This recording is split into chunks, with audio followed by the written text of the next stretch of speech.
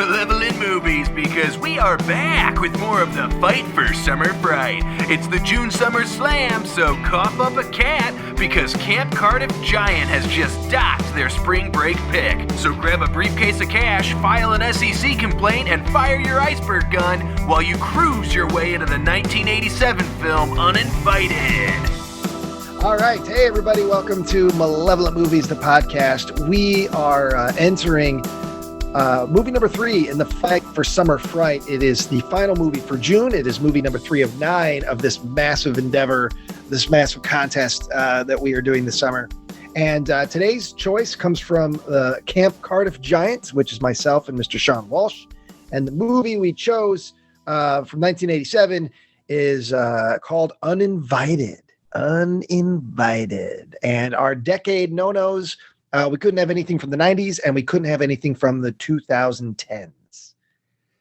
And you know what? I enjoyed the film we chose to a certain extent, but I'm very curious. And I'm sad to say that Nick is not on this episode because I really would have loved to hear his take on the puppetry, if you will, of this movie, which is part of the reason I enjoy it so much, is the puppetry and the sketchy miniatures. Yeah. But Ryan, what were your summer movie tropes for them sweet bonus points? I tell you this, I'm going to be fair because I've been a stickler for tropes that are summer movie only and aren't tropes that can kind of be in any genre film. I had a hell of a time. I don't know if I even have any.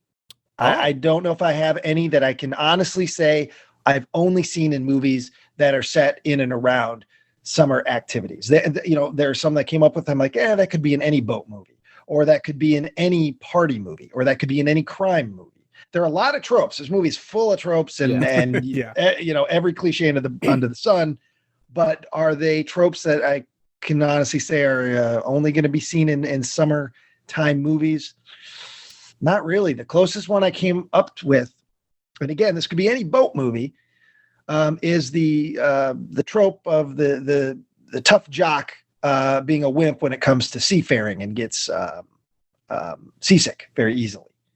Which I've seen it a couple of times, but again, is that only summer movies or is that in any sort of boat-driven movies? Does that happen in White Squall? I don't know. So that was in Speed 2. Yeah, does it happen in Speed 2? Does it happen in probably Under Siege? The Perfect Storm. I don't know. Yeah. So that's the best I had. Otherwise, everything that I came up with. I would say this though. My one that I had that I thought was pretty solid was like for most summer boat-based movies, something happens to the boat and the boat don't work. Yeah. I feel like the boats are constantly breaking down. Captain Ron, etc. My one example, which I saw in the theater. My family had a free pass. I remember. Then we saw that on a Sunday. But I feel like the boats break down a lot. So I don't know if I'm just pulling that out of my ass, but I'd be willing to give you points for that. The only one that came to mind for me is something that Tyler kind of floated it when Ryan was thinking about this movie was, does spring break count as summer?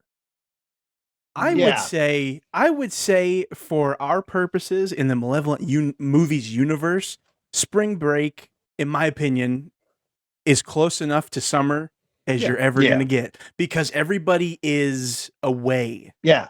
It's like it's like a summer vacation feeling. And that's the basis of the jumping off point for this movie. So I would say summer vacation / break, spring break, whatever. I would give that to The Uninvited. Well, good. Because I thought about that too. And I thought about, there's so many movies I watched and they would reference, hey, it's spring break, but then everything else they did could have happened in the summer. There are movies that are spring break films that also have taken more hard stance on the spring break, like the idea of a town besieged in the spring every year. And if that there is a movie where that's a big part of it. And in that case, I wouldn't have chose it because I'm like, that's a big plot point, is the idea of that this is a spring break town, not a summer town, specifically a spring break town. And people are talking about finals and talking about college. And this movie references spring break a handful of times and their majors, what each one's doing college once. And then everything else in the movie. I mean, the main, bad guys in the movie, they don't fucking care about spring break. So It's not spring break for them even. So I was like, well, spring break's kind of such in the peripheral, and then everything else happens, and that I was okay with it. But I did think about it for quite a bit after we had that. I hate to pause the momentum here. Joe, what the fuck are you drinking? Why does it look like you have 7 egg yolks in a champagne flute? What are you drinking? What's in your beverage? Show it to the class, hold it up please. to the fucking thing. Okay. Because I could not focus. What is this? Dude, what the fuck is that? What is this? It looks like you're drinking egg yolks. Are you eating peaches and thick juice? It's it's like mandarin oranges. In a champagne flute. Well, I want to show off my my holiday Roddy. I mean, that looks like... You can't even see the Roddy. It's so thick.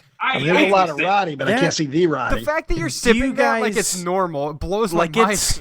Like it's a little bit of bubbly. Y'all remember at the end of Austin Powers 2 when he's got the mojo in the glass? Yeah. Joe found his mojo. That's what this looks like. Yeah, Joe finds... Hey, you know what? He's eating a fruit. He's eating a fruit. That's all I care about. That is good. Yeah, I wish you would have garnished it on top with a little spray cheese, or maybe spray not cheese, you know what I'm saying, spray whip, or maybe spray cheese. What the fuck? Why not? Yeah, why not? Oh yeah, it would be delicious. Buckley delicacy. Oh Jesus Christ! All I was just concerned that you were egg yolking, hoping that was how Rocky got ripped, and you were thinking that counted as exercise. Yeah.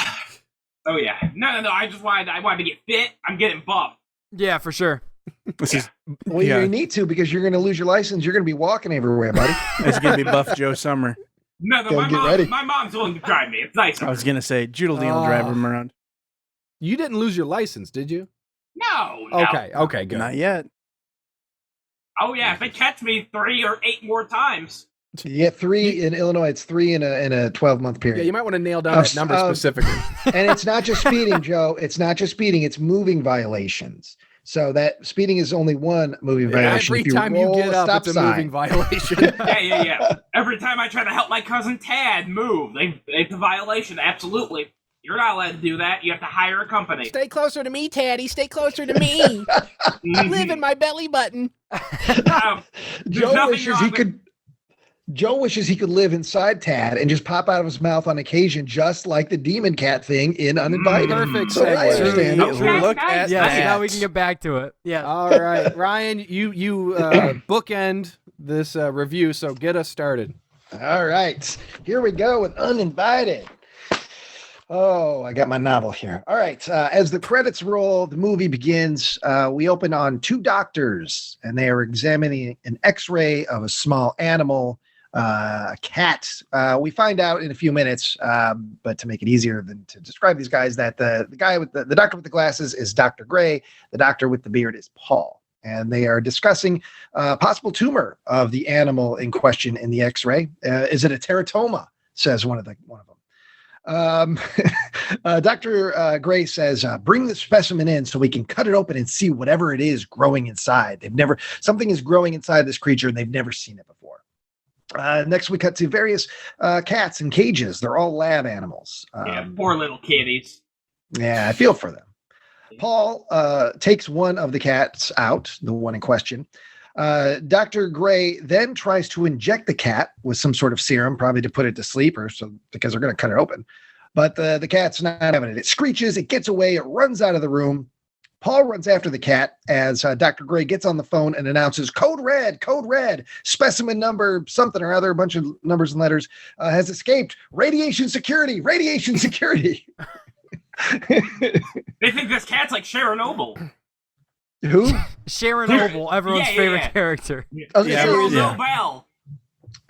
Okay, I'm not even moving on. Yeah, moving on. Did anybody else think that the doctor, I think it's the one that makes the call and is like looking at the X-rays, looked like John Hughes? Yes, he did. That's the director of the movie too. Okay, that's the director of this movie. But yes, I looked it up. I was like, is that fucking John Hughes? But it looks like him. That's Greydon Clark. But yes, he does look like John Hughes. I wish it would have been John. I wish that something would have happened in some weird thing and John Hughes owed someone a favor. He had to do the cameo at the beginning of this movie. Maybe because he was related to George Kennedy. Anyways. So there's warning lights flashing all over the place. There's alarms going off as the cat hauls ass down a bunch of stairs with 3 guys in full hazmat suits in pursuit. 2 of the guys are wearing yellow suits, but there's one guy wearing a silver suit with a very odd hood, and he's also carrying a pet taxi, little cat taxi. Just to make sure he's safe. The cat gets cornered by the man down at the landing of the stairs, and the guy in the silver suit pulls out a tranquilizer gun and shoots the poor little cat with a little dart, and the cat appears to go unconscious. The silver guy then reaches down to pick up the animal when all of a sudden we cut to a close-up of the cat's face, puppet face, and the cat's mouth opens, and out of the mouth comes a small gray mutant version demon cat that crawls out of the cat's mouth. We then hear the men scream as we're treated to several shots of the different warning signs on the wall, splattered with their blood as they are killed by this whatever creature, cat monster, crawled out of the initial cat. Meanwhile, a nerdy security guard near the bottom of the stairwell exit hears their screams, and he opens the stairwell door. Right as he does it, the cat runs out past him. And he chases the cat into the parking garage. And at this point, we get some great cat POV shots. And in these POV shots, not only does the cat glide very smoothly, almost as if it was a steady cam or a Panaglide, but he's also about 4 foot tall. Yeah, he grows. Stands up on his hind legs. It kind of shifts. It's like a shape-shifting sure. cat demon. Yeah. There's a couple. Well, I should say there's one of the puppets, because there's clearly like 3 to 5 different puppets that they use for different reasons. And one of them is rather large, like a dog. One is like a goblin. Like, it is a rather large creature. Yeah. The rules governing the world of Uninvited, both the criminal rules and labor laws and maritime laws and sexton laws and passage of time, it's all very loose in the world of Uninvited. Yeah, what they were making those poor teens do would never fly with OSHA. You know what? It's welcome back, Joe. Yeah. If Joe would pinpoint one thing that bothers him the most, it's being forced to do work that he doesn't want to do. Yeah. I don't want to be the chef on the yacht. I don't want to be the cabin boy. Union says I get a 2-hour break. Jesus Christ. Don't know what to tell you. Oh, B-boys like ramen. I want to eat the contaminated food that the cat pissed and shit on. But I thought I'm a free man. I can eat whatever I want. And you do that thing where he slaps himself real hard to make a point. Yeah. I saw half a prime rib in there. You think I'm gonna let that go in the ocean? Absolutely not. Half a prime rib. So, I lost my spot. Damn you, Joe! I got to find fault with you somehow. And plus, I keep looking over at you, slinking around the. I understand. I do like he's got his gun out. I think one of my favorite parts of acting in the whole movie is when he does ask that nerdy cop for his gun.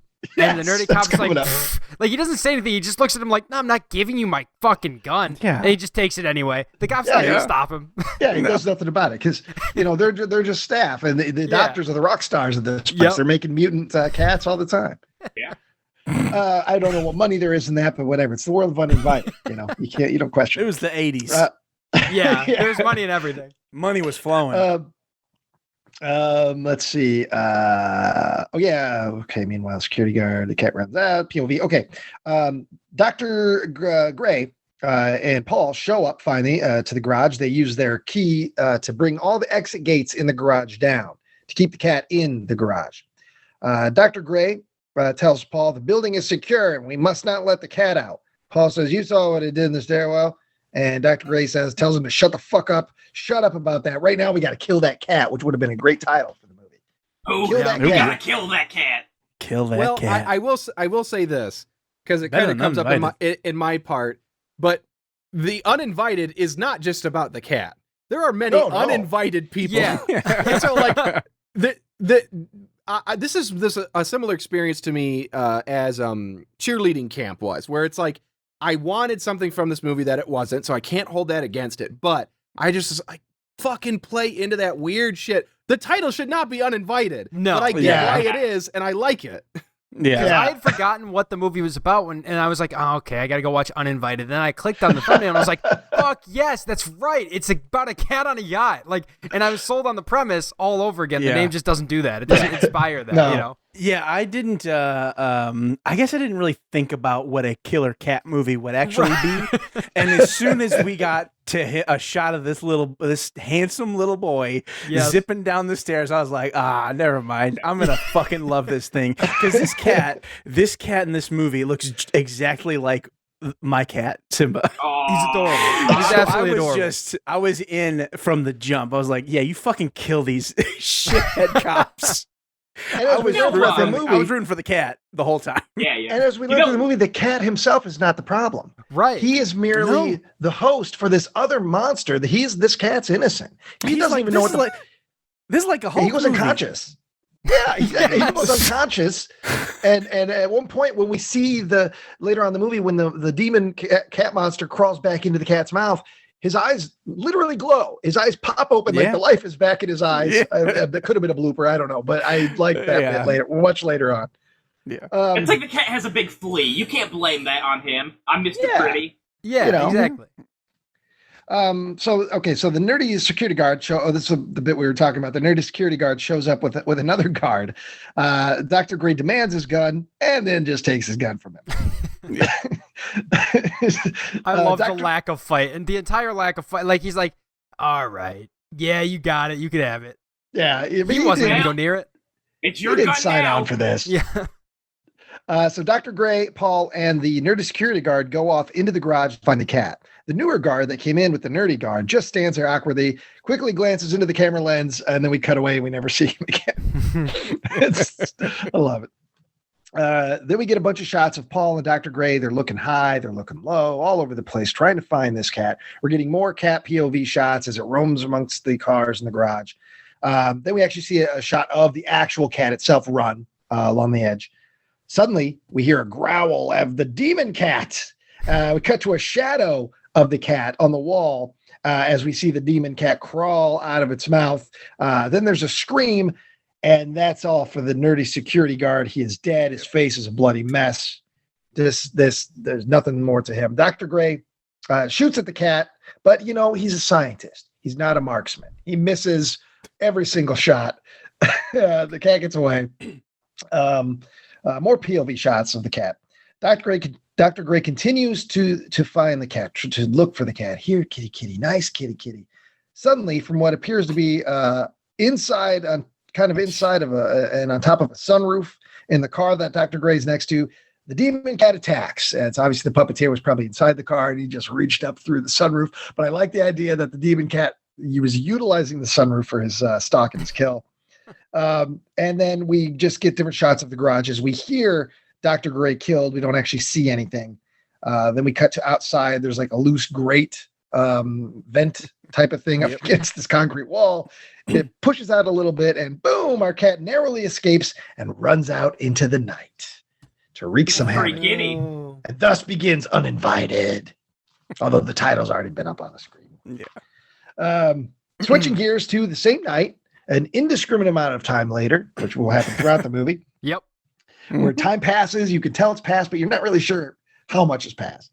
Maybe it's 5 minutes, maybe it's 10 minutes, but it's the same night. Now we're on a busy street. There's a lot of busy nightlife. We're at a big, swanky hotel. And we're introduced to two young women who are hanging outside the hotel. They've got suitcases. They got big floppy sun hats. They're wearing little more than swimsuits with torn t-shirts over them. And these are our it's more of an ensemble movie, but I guess you could call these kind of our co-lead female characters, Bobby and Suzanne. And fans of the 90s sitcom Coach will recognize Bobby as that was Craig T. Nelson's daughter throughout that show. Oh. But this is before Coach and before Waxworks, when she was still showing her cleavage in movies. We quickly learn through conversation that the girls have nowhere to stay. Bobby suggests that they just go, we're just going to the hotel. We'll see. We could probably get a room. Come on, we're pretty. It's party time. We got nothing to worry about. So they head inside. We go inside the hotel and we hear the girls attempting and failing to get a room. The manager's like, there's no reservations. You don't have a reservation. You can't get a hotel room. Bobby tries some bullshit. Oh, my dad's on the board of directors for the hotel. It doesn't work. But during this exchange, as the manager tells them to leave, there's a smooth looking older man in a nice suit with a thick, luscious mustache and dimples. A handsome man, kind of Tom Selleck, older Tom Selleck type. I called him Kurt Reynolds. during my. That's good. It's I good. called my him bit. Walter Gatsby because, like, the whole time he's watching him fight for quite a while, like Mr. Gatsby at a party. Like Gatsby, yep. Yeah, he's just up there watching him from the top. Well, it's good that Creep. you came up with the Walter because that is indeed his name. This is Mr. Walter Graham, and we're going to get to know him very quickly. He comes down, he explains to the manager, he's like, "Oh, these girls are with me." He sees an opportunity. Right away, we know this is a lecherous old man, but he's got a lot of money, so this is probably not the first time he's done this. The manager apologizes for the mix-up. Walter then explains to the girls that the hotel staff get very sensitive during spring break week, and he invites the girls to have dinner with him and to see if maybe we could find you a place to stay. We quickly cut to the outside of the hotel, and we see the cat is just hanging out kind of in a hedge in a flower bed area. So we know the cat has made its way to the hotel. It's kind of in a similar situation. It doesn't have a reservation. It doesn't know where to stay, but it's going to find a place very soon. Then we cut to this weird, there's a couple making out. I don't know. Some extras are making out, and the camera pans over from the couple making out, and it was a big old timey Rolls Royce, like stretch limousine, pretty kick ass looking limousine. Yeah. And This car you don't could have normally been- see in movies. This car could have been like iconic in like if this was in a big giant production movie, this car would be iconic. I love Yeah. this car. Yeah, It's it was so kick fucking ass. strange. Yeah, it's cool as hell. It pulls up to the hotel. The doorman comes to the vehicle, opens the door, and out steps Naked Gun fans George Kennedy. Man has been in about a million movies. Our first, I may be speaking out of school. I think he's technically Malevolent movie's first appearance of an actual Oscar winner in competition. Mickey Rooney got an Oscar, honorary Oscars, but he never got one in competition. George Kennedy did win supporting actor Oscar for Cool Hand Luke. So this may be our first appearance of an actual Oscar winner on Malevolent movies. I may be wrong. We may have to- Did we do something with Linda Blair? It doesn't matter. She's never even been nominated. Oh, She I got been thought she nominated. I got don't it even for think- actresses. Okay. No. I don't believe even she was nominated. But if she was, Okay, no, she okay. didn't win it. No. She never won an Oscar. But anyway, George Kennedy, big George Kennedy, gets out of the limo, and he's accompanied by another familiar face of 80s horror from Return of the Living Dead and Nightmare on Elm Street 2, Mr. Clu Gulliger. So we got George Kennedy and Clu Gulliger. They get out of the car, and they immediately go into the hotel, and they approach the table where Walter, Bobby, and Suzanne are having dinner. Walter introduces them. George Kennedy is Mike. Clu Gulliger is Albert. And Albert's a strange little guy. He's got Mr. Graham, can I get a Sprite, please? he's got these fake buck teeth in, and he's got an earring. He couldn't be more night and day different. Yeah. But he's a fun character. He's a Yeah, I fun thought he character. was going to be begging for table scraps or something. Like, can I just please have a bite?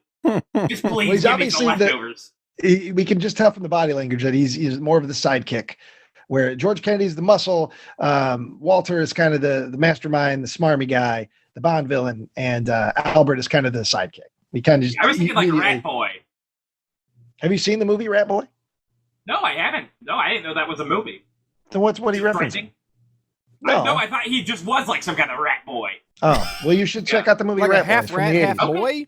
Yeah, it's a drama. It's a drama, Okay, actually. okay, I didn't know. Okay. I think he's trying to say like a Grima Wormtongue kind of situation where like Yeah. his situation in the Oh, hierarchy yeah. here is Yeah, more of yeah. that. Yeah. Or it could, I Like just a rat immediately man. assumed he was like Yeah. the bookkeeper of the bunch. the- Sure. The guy who cooks the books. And not Yeah. a half rat, half boy man. okay, I understand. I may have got a little bit confused watching it. There were cats. I thought there might be rats in the film. Joe, I'm I think sorry. the problem is it was just so specific to say, yeah, like a rat boy. Like that's the thing people say. Yeah, I think and that's it's where an the actual confusion movie. came in. You know, there is it's an actual movie with some movie stars. I think Clint Eastwood might have produced that one because his wife at the time was, I think, directed it. Yeah, But, you have to throw anyway. your wife in somewhere. She can be the rat boy. Anyways, so Mike, so Mike tells Walter, we've got to go to our meeting in that kind of way in movies where, you know, they're trying to tell you something, but they know there's ears around. They don't want to give it up. They're like, we got to go to our special meeting, our appointment. What are you doing hanging out with these girls? So Walter apologizes to the girls. He's like, look, I got to leave. But I tell you what, I'm having a party midnight tonight on my yacht. Starts at midnight. A limo's going to come by and get you. I hope to see you there. And then he leaves. Albert kind of stands. What a player. There's a lot of parts in this movie that don't move fast, but then there's a lot of shit that moves really fast. Like characters just boom, boom, boom.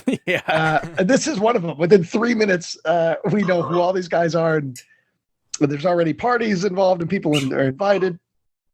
So, and as they leave, Albert stands there and kind of oogles the girls with sort of an aw shucks kind of. Mr. Graham, am I gonna get the table scratch? Can I just suck on one titty? I wish that would have been the line. Albert leaves. All right, and as they leave and go into the lobby, Walter, I blame you, Joe. I just kind of looked at your face. Walter expresses his annoyance to Mike for rushing him away. Mike says, "We don't want to fuck up our meeting over some bimbos." Walter says that whoever it is they're going to meet, he can wait. But Mike disagrees, saying the guy's scared and desperate men do desperate things. And now we've kind of already, just in that little exchange, we kind of know where things stand with these three guys. George Kennedy is the no-nonsense guy. He's the muscle. He doesn't want to fuck around. Walter's kind of loose. He's having fun. He doesn't take things super duper seriously. You know, he's just as interested in these women as he is in this business meeting they've got. And it kind of and that's the kind of relationship that they have through the rest of their appearances. We cut to the kick-ass limo pulling away, and we see the cat is still hanging around. It's now moved kind of into a parking garage area. It loves parking garage. Next, we get an establishing shot of a large yacht. It's casually sailing along. This is Walter's yacht. And on board, Albert lights a fire in the fireplace as Mike and Walter have their meeting with Daryl. Daryl's the guy they're meeting. Daryl explains hesitation to Walter, who is assuring him that everything will be all right. This scene, there's a lot of vague talk. I really don't know what exactly these criminals are doing, what crime they're committing. It's very vague. It's a lot of the FCC's coming down on me, and even though he and Walter have made a lot of money from the little understanding, he's nervous. And then Albert interrupts them. He's Joe. Albert is Joe in the group. Okay. Albert interrupts their dialogue to say, "Oh, is it going to be too hot with the fire?" Because he's lighting a fire in the fireplace. And you guys should put that out. It's an intimidation tactic, but it took me a while to figure this out. Right, I had to get the subtitles up. It's the SEC, the Securities and Exchange Commission. Oh, I thought they said FCC too. Yeah. I thought it was like, what? Did they say fuck on the radio? I thought it was some 80s pay to play thing. It's like they were trying to get Milli Vanilli on the air, and they were paying, and that's illegal. I couldn't quite figure it out myself either, even knowing what the SEC was. But like, I assume that because Walter has to get to a bank in the Cayman Islands to like deposit money or something. Yeah. So I was trying, I had spent a decent amount of time trying to figure out exactly what crime was committed. I called them up. I was like, "Hey, I know you're doing this lawsuit right now." But no, it just sounds like maybe they were very vague about money laundering. That was the direction they wanted to go, but they didn't want to firmly say anything because they didn't have time to look up anything. So just say the SEC's involved. I believe, from what I gleaned from the plot, is they gotta get to Cambodia before the government locks. You're already wrong. There's a dog and it's on a cruise ship or something. I don't know. I literally just said it, Joe. I literally just said it. The Cayman Islands, not Cambodia.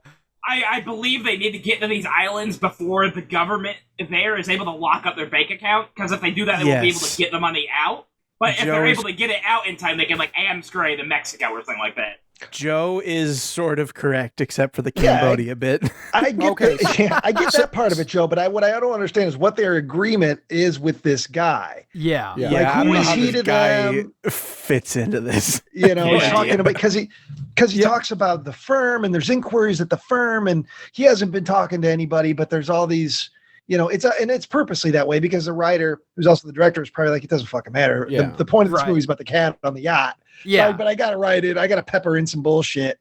Because I'm hiring these major actors to talk. Why was Willy Wonka so upset that they stole the fizzy lifting drink? Yeah. I just didn't understand. Yeah, fuck you. How come Augustus Gloop can't get a little dip in the chocolate fountain? What's wrong with that? Yeah, that's what you'd be upset about. All right, where am I?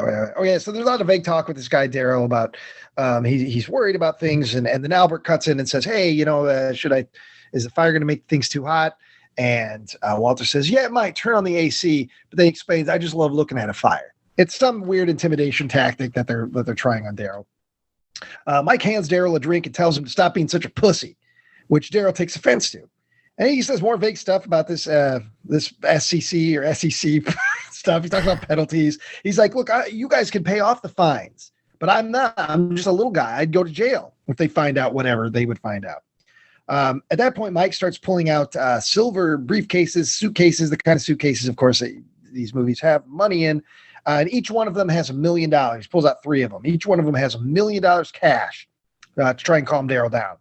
Daryl's still being a bit of a wishy-washy bitch. So Walter asks him if he's been contacted by anyone at the organization. He says, no, but there have been a lot of inquiries at the firm, a lot of talk. We just got too greedy. We got too greedy. Mike asks Daryl if he's sure he hasn't talked to anybody. They're really putting the heat on this guy. He stresses, no, man, I haven't done nothing. I wouldn't do nothing. I would, that thing you've seen a million times. Guys, I love you like a brother. I would never betray you, Mr. You guys Garden. know I wouldn't talk. You could trust me. But his accent isn't anywhere near as thick as that. I can't do the middle of the road accent. He's like kind of there, but kind of not. Walter then says, I know I can. He suggests they go out to the deck, on the deck of the boat, and hang out around the spa, which is what they call the whirlpool. And he says, let's get the bubbly going. So we go outside. I would love it if they just kept going from space to space on the yacht. Get the fireplace going. I just want to look at it. Get the AC going. I need to cool down because I'm looking at the flames. Get the hot tub going because I want to watch the water bubble. Hey, let's go start fishing kitchen because I want to see somebody catch a marlin. Preheat the oven. I want a bunch of nuggies. Fuck you. I'm not paying the bill. Joe's in there heating it up for dinosaur nugs. They're all the men. They're all sitting around the hot tub and it's bubbling, but they don't have their feet in it or anything. It's just whatever. There's more talk about you could trust me. I'm good for it.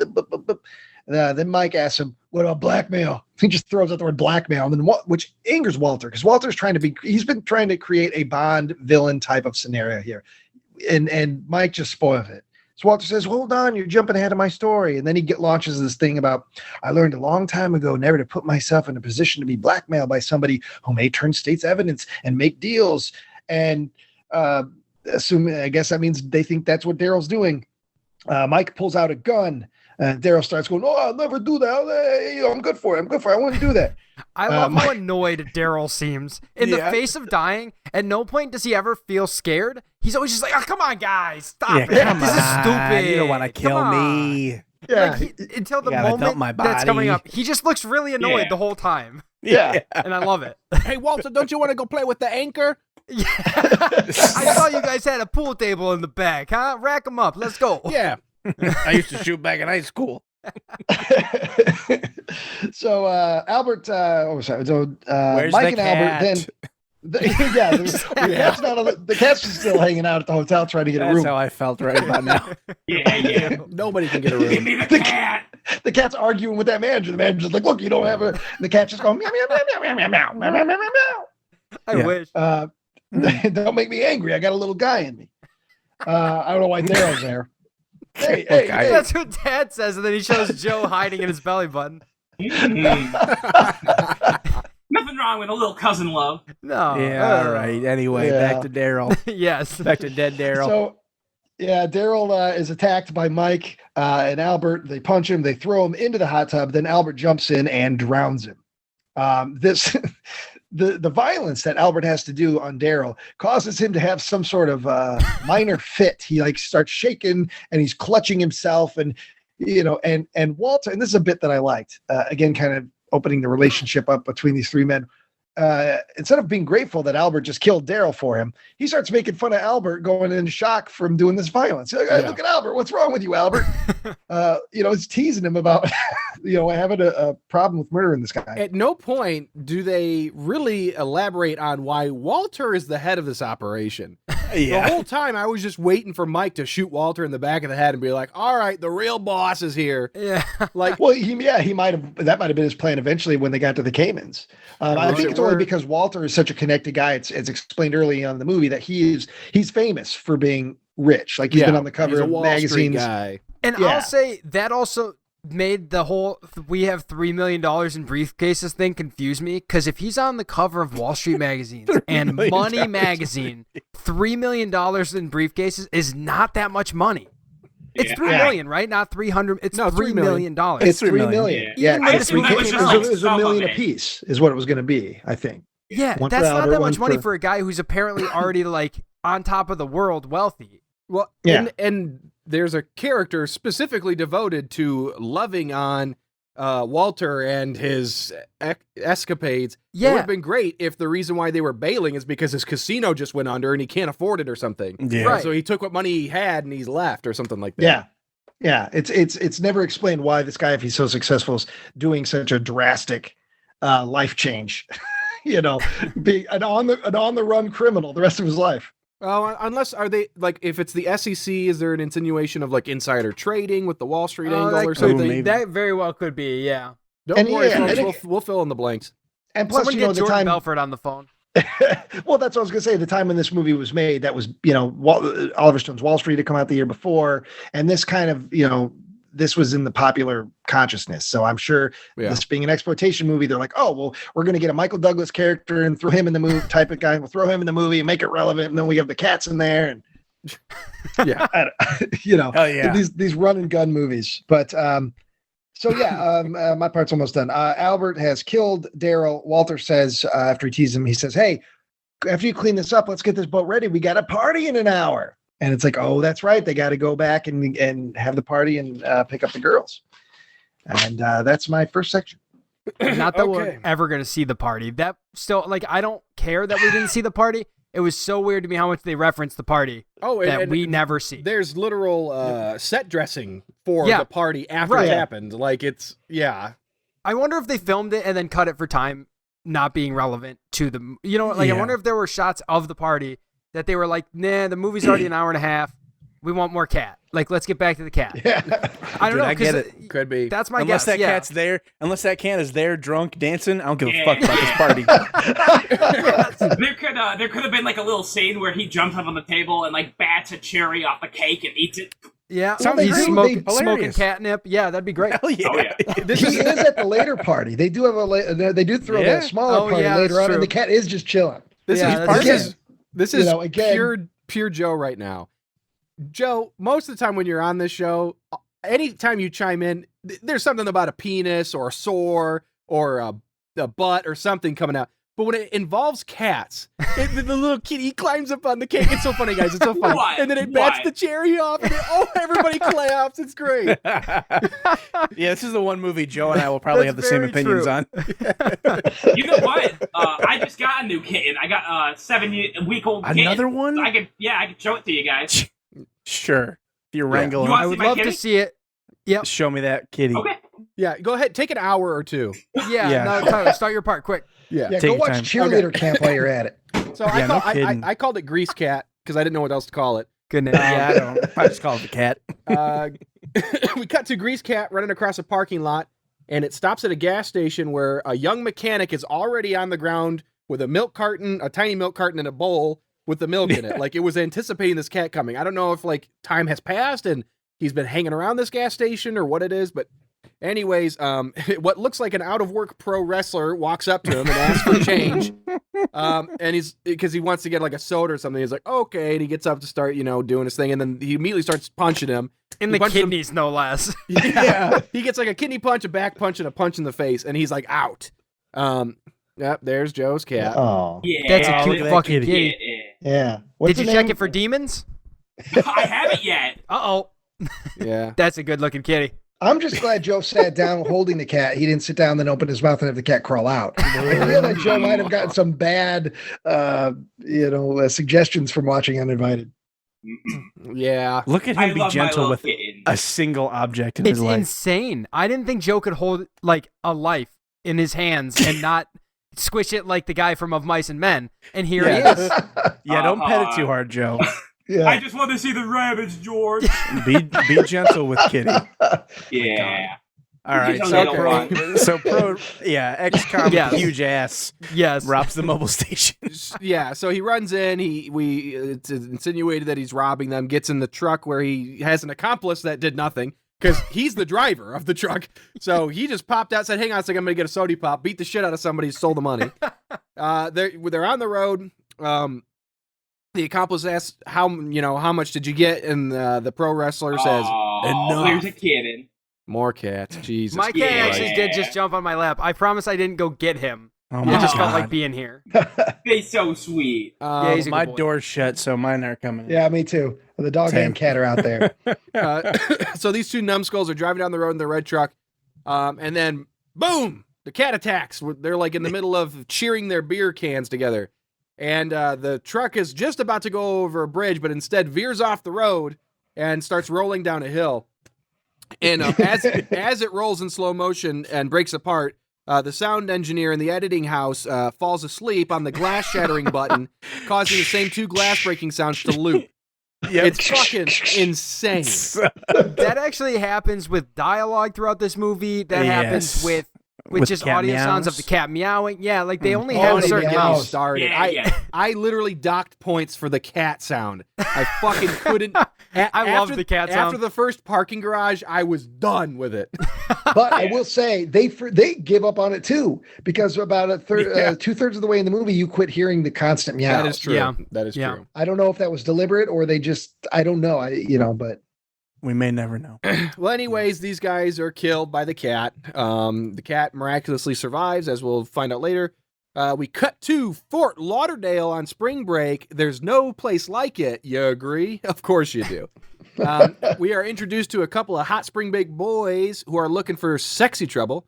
Lance is a goofball, kind of like a sexy Screech who can't wait to get to that beach and check out some babes. But Corey, he's the country club mogul, and he wants to hang out at the marina for some premium tail, and that's where the money is. The boys eyeball Suzanne and Bobby, who are walking down this dock or pier or wherever they're at. And what do you know? They stop and they say, you know what? We'd like to join you guys for some fucking reason and have coffee.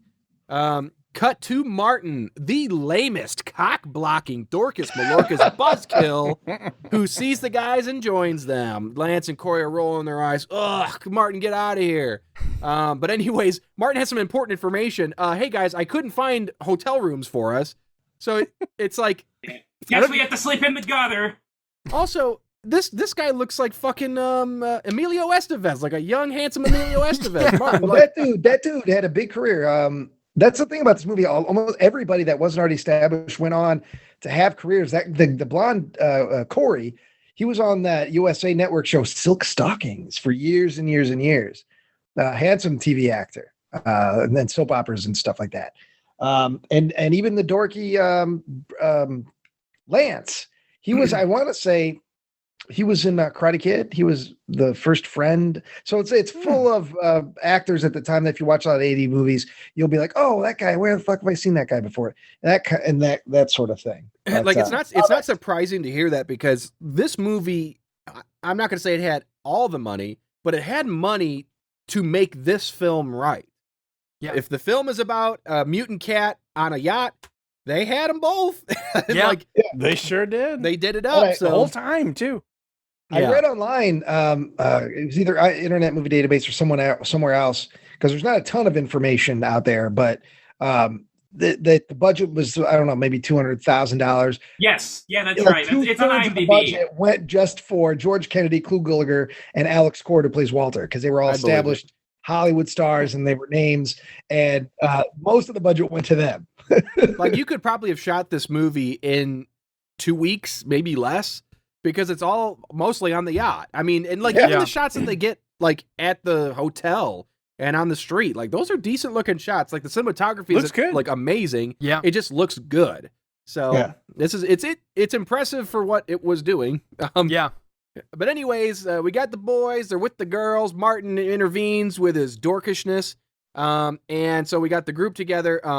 Bobby just randomly starts talking, like, as far as I'm aware, and please correct me if I'm wrong, Bobby and Suzanne did not know Corey, Lance, and Martin. No, not at all. Correct. No. They don't know anybody. I think they were empowered by their encounter with Walter, and they had the party that night, and now they're just like, shit, we could probably keep doing this.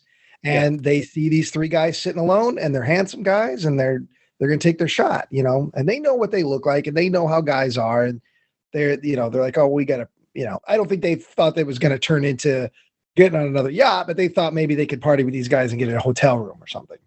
Yeah. So anyways, we got 5 fucking freeloaders hanging out together. And Bobby just starts talking about Walter Graham, and she can't get in 3 words before Corey's boner shifts from the girls to Walter Graham. Because he's a famous Wall Street money man. Walter, he has money. And he uses some word that I could not make any sense of, and I forgot to go back with the subtitles on. But he calls him like a "je de balade" or something like that. Yeah, I don't know. But anyways, Bobby and Suzanne are just like, you know what, guys? We know this guy. We're gonna hang out with him on his yacht tonight. We're gonna have fun. And Bobby starts rubbing Lance's leg, and he's like, oh, let's do it. And then we cut to a random shot of the cat just running into some hedges. And then that half limo or whatever it is pulls up, and Walter and Mike get out. Excuse me. Walter's bummed that the girls aren't on board. They're not on the yacht. Where are the girls? But Mike does not give one shit, and in fact, he's rather happy because girls are gross and they have cooties. Yeah. But really, he just wants the shit to go. Old broads are a pain in the ass. Old broads are too. He just wants the job. He wants to get it done. He wants to do it right. And I am envious of Mike's resolve. He knows what he wants, but also so does Walter. Walter wants to get his fuck on, and so yada yada yada. They grab their 3 silver briefcases and they walk down to the docks. And we're on the docks now with the guys and girls, sans Mike and Walter. And Corey is just he's still going on and on. Apparently he's been talking for at least 10, 15 minutes about how much he loves Walter and Walter's money, and he loves Walter and Walter's money. Martin stops everyone, including the film, because once again, the sound engineer has fallen asleep, but this time he has fallen asleep on the meowing button.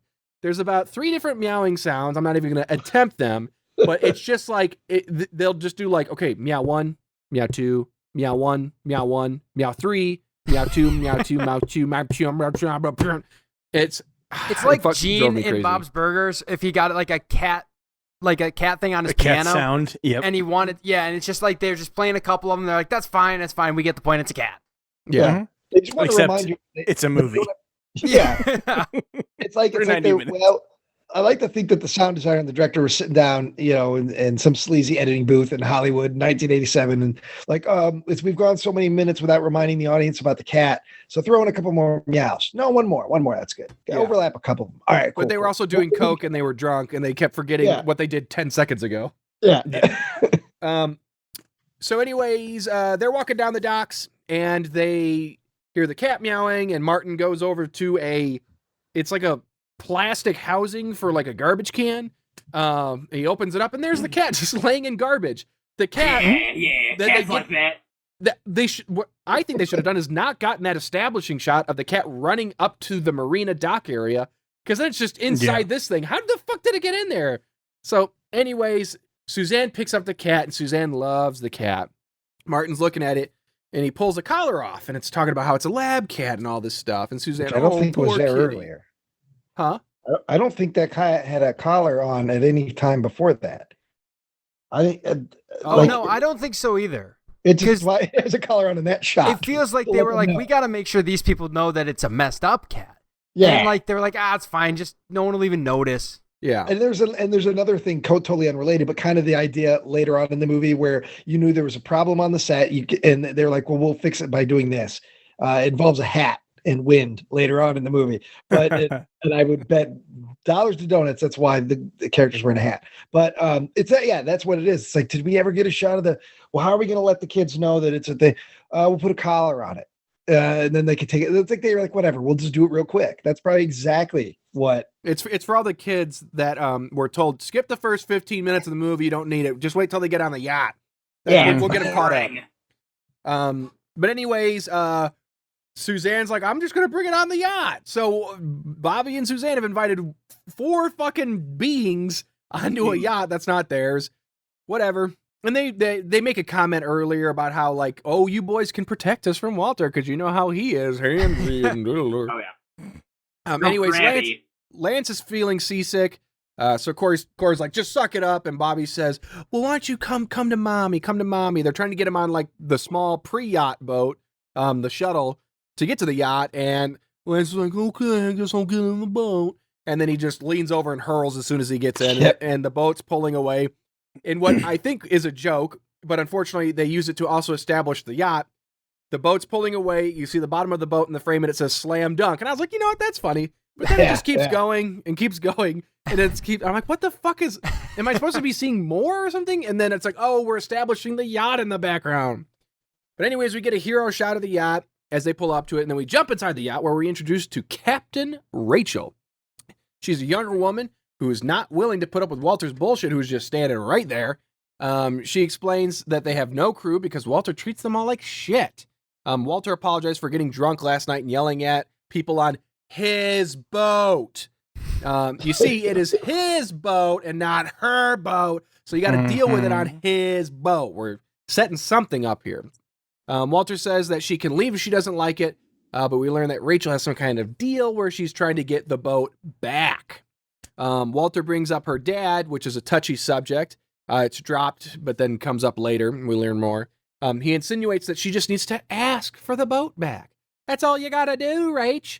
I assume the implication is either that she can sleep with him for it, or maybe like if she participates, does more on the seedy side of Walter's business dealings. I think it's purely sexual because later on, he's jealous that she's talking to the bearded. That's true.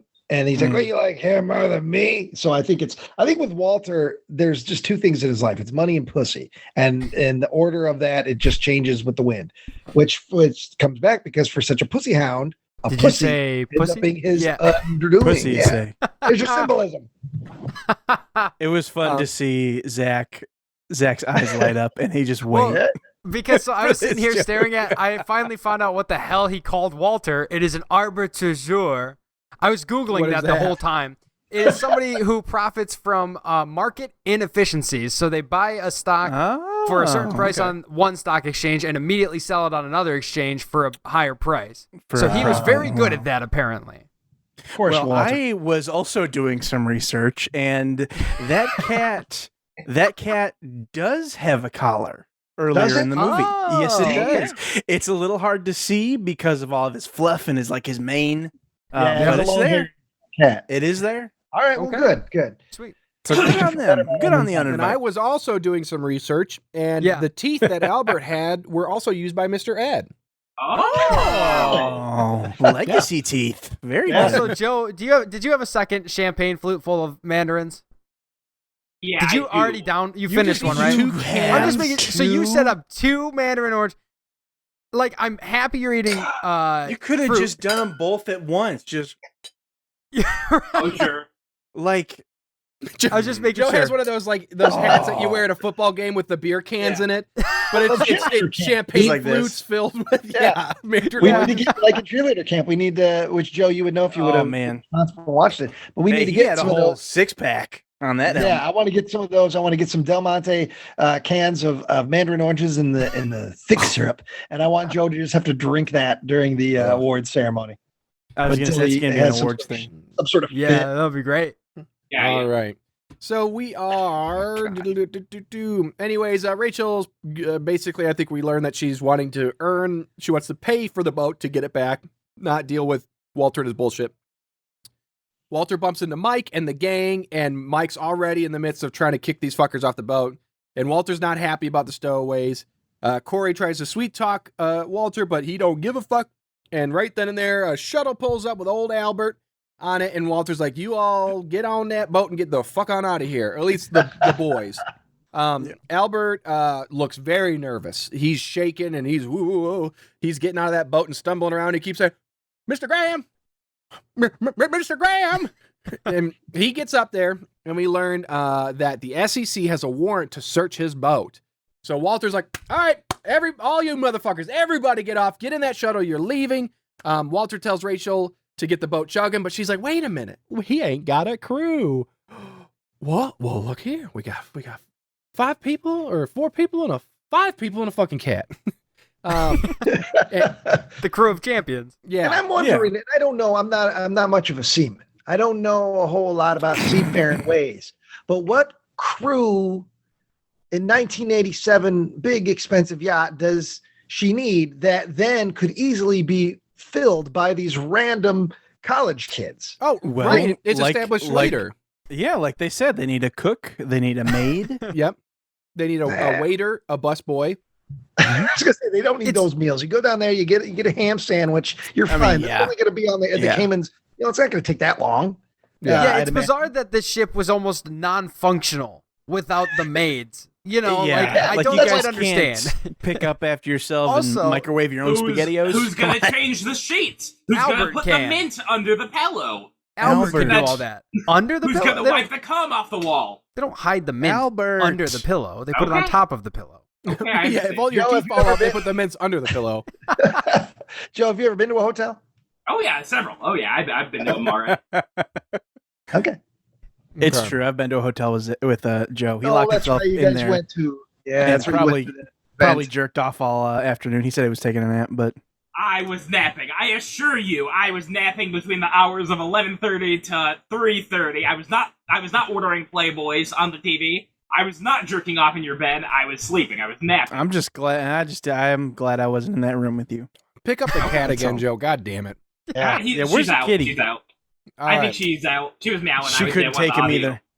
I get it. So, anyways, Bobby's the one that concocts this whole idea because she can't see a red flag to save her life. And she's like, all right, boys, you're going to be the crew. Mr. Graham, we'll be your sexy ladies on the boat. We'll take care of everything. Everything's going to be good. And Walter's just like, fuck it. We got to go because the SEC apparently in their own speed yachts are going to show up. So everybody kind of decides that they're going to do a thing and that's the end. Walter yells at Suzanne as the boys leave with Mike and stuff. And Albert, he's like, Suzanne, put that cat on the shuttle. I don't want the cat here. And she's like, no, but I love the cat. Come on, let me get the Yeah, cat. it's my little pretty kitty.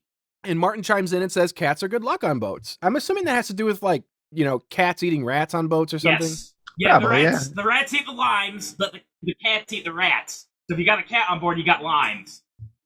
Okay. Anyways, she I love that Joe didn't look that up, but he apparently knew this off the top of his head. Well, Oh, did yeah. you ever hear the legend of Skullbones Buckley? It's Joe's great grandpa. Oh. Yeah, he died of I scurvy. never heard that one. And Yeah, that's why Joe eats mandarin oranges, because the Buckleys have a fear of scurvy. and why Yeah. he loves cats. no Yeah. Skullbones Buckley. He was the guy that when the cat fell off the boat, he had to eat the rats. So he was crawling around on all fours, eating the rats on the ship. And that's why Joe loves eating anything on a stick. It reminds him, about old gnawing on a Skullbones. dead little rat. Yes. Okay, so anyways, Walter eventually relents and says, all right, keep I the love cat it. on here. But Suzanne, you owe me one, and I never forget that. So that's awfully sexually threatening. Mm-hmm. Okay, where am I? Okay. The gang congregates in the party room. The younger gang congregates in the party room of the yacht, which is filthy. There's food, bottles, glasses, trash just everywhere from last night's party. Bobby gets the music going, and the girls start doing a little bit of dancing. Lance throws some food at the cat, who runs out of the room. Suzanne's like, no, don't do that. She's going for the cat, and Corey grabs her and says, hey, I'm hot. Let's dance. And then this is we get the best two shot of the whole film. Because Lance gets up to go dance with Bobby, and we see Martin standing there. He's picking a flower, a flower head off a table or something. And then he's standing there with this sad looking dead flower, and he's looking at the two couples dancing. We cut to a shot of them dancing. We cut back to him. He's jiving all by himself. He's got a big ass smile. I fell in love with Martin at that point. And he consistently had me impressed throughout the rest of the film. But anyways, Walter comes in, and he's a buzzkill because Corey and Lance are talking about cleaning or something. I don't know who's the poor sucker that's gonna have to clean this shit up. And Walter's basically like, you fuckers are, do it now. But he walks in, and Corey runs up to Walter. He gets on his hands and knees. He takes Walter's boots right off his feet, and he starts licking them furiously like a cat. I'm saying he's a bootlicker. Anyways, he's trying to suck Walter's ding ding. And Walter's just not interested. And so Mike snaps and he's like, I don't like punk kids like you, Corey. You fucking punk. You fucking AC Slater looking motherfucker. You knock it off. Or more like Zach. What's the name? Morris? Zach Morris. Zach Morris. I was going to say Zachary Taylor Thomas. Any of you cool hot Zachs, get off this boat.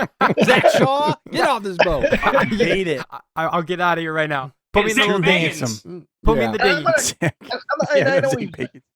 I know George Kennedy was an older man at that time, and these guys thought they were invincible. But I tell you this: if George Kennedy, all 6 foot whatever of him, was standing there sweaty, looking at me with a steely gaze, saying, "I don't fucking like you," I wouldn't be rude. I would be like, I would just stay away from him. But these guys are fucking bad. He's not like old and fat at that point, though. You can just push him over. He's still a big imposing dude. Yeah, and they're on a little boat, and he just has a presence about him that he's not a guy I would have fucked with. Who's the character that Joe said was like way fat that was not fat at all? Does anybody remember that? We were watching. Was it Insecticidal? Was it one of the guys? It was somebody in a shower. It was a guy in a shower. I want to say it was during Insecticidal. I can't remember. Wow, I was able to see all his curves, all his love handles in the shower. Gamebox. It was the kid in Gamebox. He was in the shower. Yeah, Joe's blasting that guy for being fat. Yeah. He's not. He's not like in shape, but he's just like a normal looking average guy. I don't know. I don't know what TMZ would have to say about him. He's like 6 weeks. He's like 6 weeks away from like getting a 6-pack if he wanted to. Yeah. There's not a lot. There wasn't a lot on him to burn. He just needed to tone up a little bit. And you're like, oh, he's fat, as you suck down can after can of mandarin juice. George Kennedy, you big fat dumb dead guy. Fuck you. Yeah. Well, don't you yell at me. Actually, you know what, Joe? Yeah, I know why Joe's upset, because George Kennedy says specifically he doesn't like how these punk kids think the world owes them a living, and that's what got you hot about George. That's the Buckley. Maybe, yeah. I just assumed it was because he was like bald and he had no hair and he was all fat. Bald. I don't know. He has a luscious head of hair. It's white. Come on, Joe. We're not talking about some obscure dude. This is a fucking major movie star, part of pop culture. He pops up, even in the 80s, he popped up in like 30 horror movies during that time period, on top of doing shit like Naked Gun. Yeah. Joe, did you George Kennedy is? Did you watch the 2009 drama fantasy horror film, The Uninvited, Joe? Absolutely not. Absolutely not. I also did not play the PC game from 1988, The Uninvited. That was 1 year after this came out. He just saw the title of the movie and assumed, they don't want me on this episode either. I'm uninvited. Not wanted, it should have been called. That's going to be the name of your biography. Uninvited. Anyways, okay, so Mike takes charge, and that's when he starts assigning the weird duties of maid and bellhop and whatever on this fucking yacht. And then Lance gets real upset about this. He doesn't like being told what to do, and he's like sidling. Or he's getting up there, but Bobby stops him, and she goes up to Walt. She's like, "Don't worry, I'll keep everybody calm and cool. We're gonna do our job." And she's like touching him. She's like, "And we're gonna throw you a big party in your honor tonight." And I'm out. All right, so that is me. I'm next here. So we've got is it Mike? Is the old guy's name? Right? George Kennedy is Mike. Yes, that's right. So Mike and Walt are outside bitching about the punks. And Walt's is basically trying to get him to chill out. Just fucking relax, man. Trying to get him to go along with his plan. We got our money. Let's get out of here. We've got it. We just got to get there, and we're good. If these punks are gonna help keep things moving, kind of keep the grift going, making it look like a real legit above board yacht, who fucking cares? Just deal with them for the weekend, and then it's easy street time. Yeah, just let them skateboard on the hull if they want. Yeah, grind up and down the banisters. Who fucking cares? We can buy a new boat. All that money. And then we'll ditch them when we get to Cambodia. That's right. Mike is anxious about it all. He says, "What if the account is frozen?" Blah blah blah. But Kurt says, "Just live a little." Kurt grabs his face and he's like shaking him a little bit. And he kisses him. He says, "Come on, just relax." He grabs him like Adam Sandler grabs that little fat kid. Yes. Whatever. Whichever one it is. I can't wait till I get to hike school. Billy Madison. No. Yes, Billy Madison. Stay here as long as you can. He's shaking his little same fat energy. kid. Yes. It's the exact same. Might as well be the same shot. Exactly. And it made me that dialogue with them made me wish we could have got a movie about these three guys, or at least about Mike and Walt early. I mean, they're a buddy film between them, That'd be great. Because they've got great chemistry. They, you can tell they're two professional actors just doing a goof, getting some cash in this quickie movie, and they're having fun. They could do a prequel called The Invited. And then they can, it'll be way later. They'll have to do some magic in Hollywood, but they can make it work. Yeah, they can CG anything these days. De-age them. Yeah, they spent $300 million on that dead Irishman. guy. They can do it for I don't think Invited. they can de-age someone who's passed away. It'd be more of a Peter Cushing in Rogue One. But anyway, so then we see the cat. We see another shot of the Love Boat here, and then when we see the cat just prancing along, looking cute as can be, but he's got spooky music over him, which is formidable trait. Yeah, don't forget about Kid Cat. Every time you get a shot of the cat, it's like I feel the director's like, hold on, don't worry, we'll get to it. Yeah. And so then we go back to Dick Moranis or Albert, and what is Rachel is her name, right? Rachel, the captain. I called her Lazy-Eyed Susan. Or just Lazy Susan, but Rachel and Albert are up on the bridge or whatever you would call it, where you steer the ship. And Albert is a nervous old dink, so he doesn't know how to steer. Apparently, he's been sent up there to navigate with her. She comes over to help fix something that he's fucked up, and I wasn't sure what exactly happened at this point, but he touches something and something breaks. Yeah. Oh yeah. And then we see the cat kind of hulk out and spew his gross arms, and he slashes some wires. It's very unclear. At least I don't remember what happened exactly. His motivations change several times throughout the film. Yeah. I think the he's cat scared gets to slash. Whatever Albert did, I don't know if he made the engine go boom boom or something. Accidentally is what I feel it spooked the cat, and then when that happens, like the Hulk, the little demon cat or whatever pops out of his mouth, just destroys shit and eats people. So then meanwhile the boys are down in the kitchen cutting up veggies and just kind of talking about this weird situation they're in. Martin is trying to be positive about it. He's like, hey, come on guys, we're on this cool boat, we're staying in the Caribbean, it's spring break, who cares, it's an adventure. The other two are just not having it. They hate it from what it sounds like. It's the vibe they're throwing off right now. But then the girls come down and reveal that they can't cook. And it's so hot down here. So they undo their tops. They don't show their boobs, but they undo their top, which was disappointed. I wasn't disappointed. I was surprised. Right. I was like, all right, here's going to be the tits. But no, nothing. I was like, oh, all right. I don't understand. And it works. It works well. It works well. They get the point across. I was surprised by their restraint from the Uninvited. Yeah. Hey guys, look at my boob sweat. God, yeah, it's so hot down here. It's so hot down here. So they kind of go towards the other. I called him Preppy Dude and Louis Stevens. I don't know what their real names are, but not Corey and Martin. Lance. Corey and Lance. Yeah, they start making out with Corey and Lance, and Beardy says, "Okay, I don't feel like Errol Flynn anymore. Maybe I feel more like Woody Allen," which at the time was a different joke. Yes, I feel so bad for him because he's the only one who offered to be helpful, and he didn't even get a flash. All he got was some cleavage, and that's it.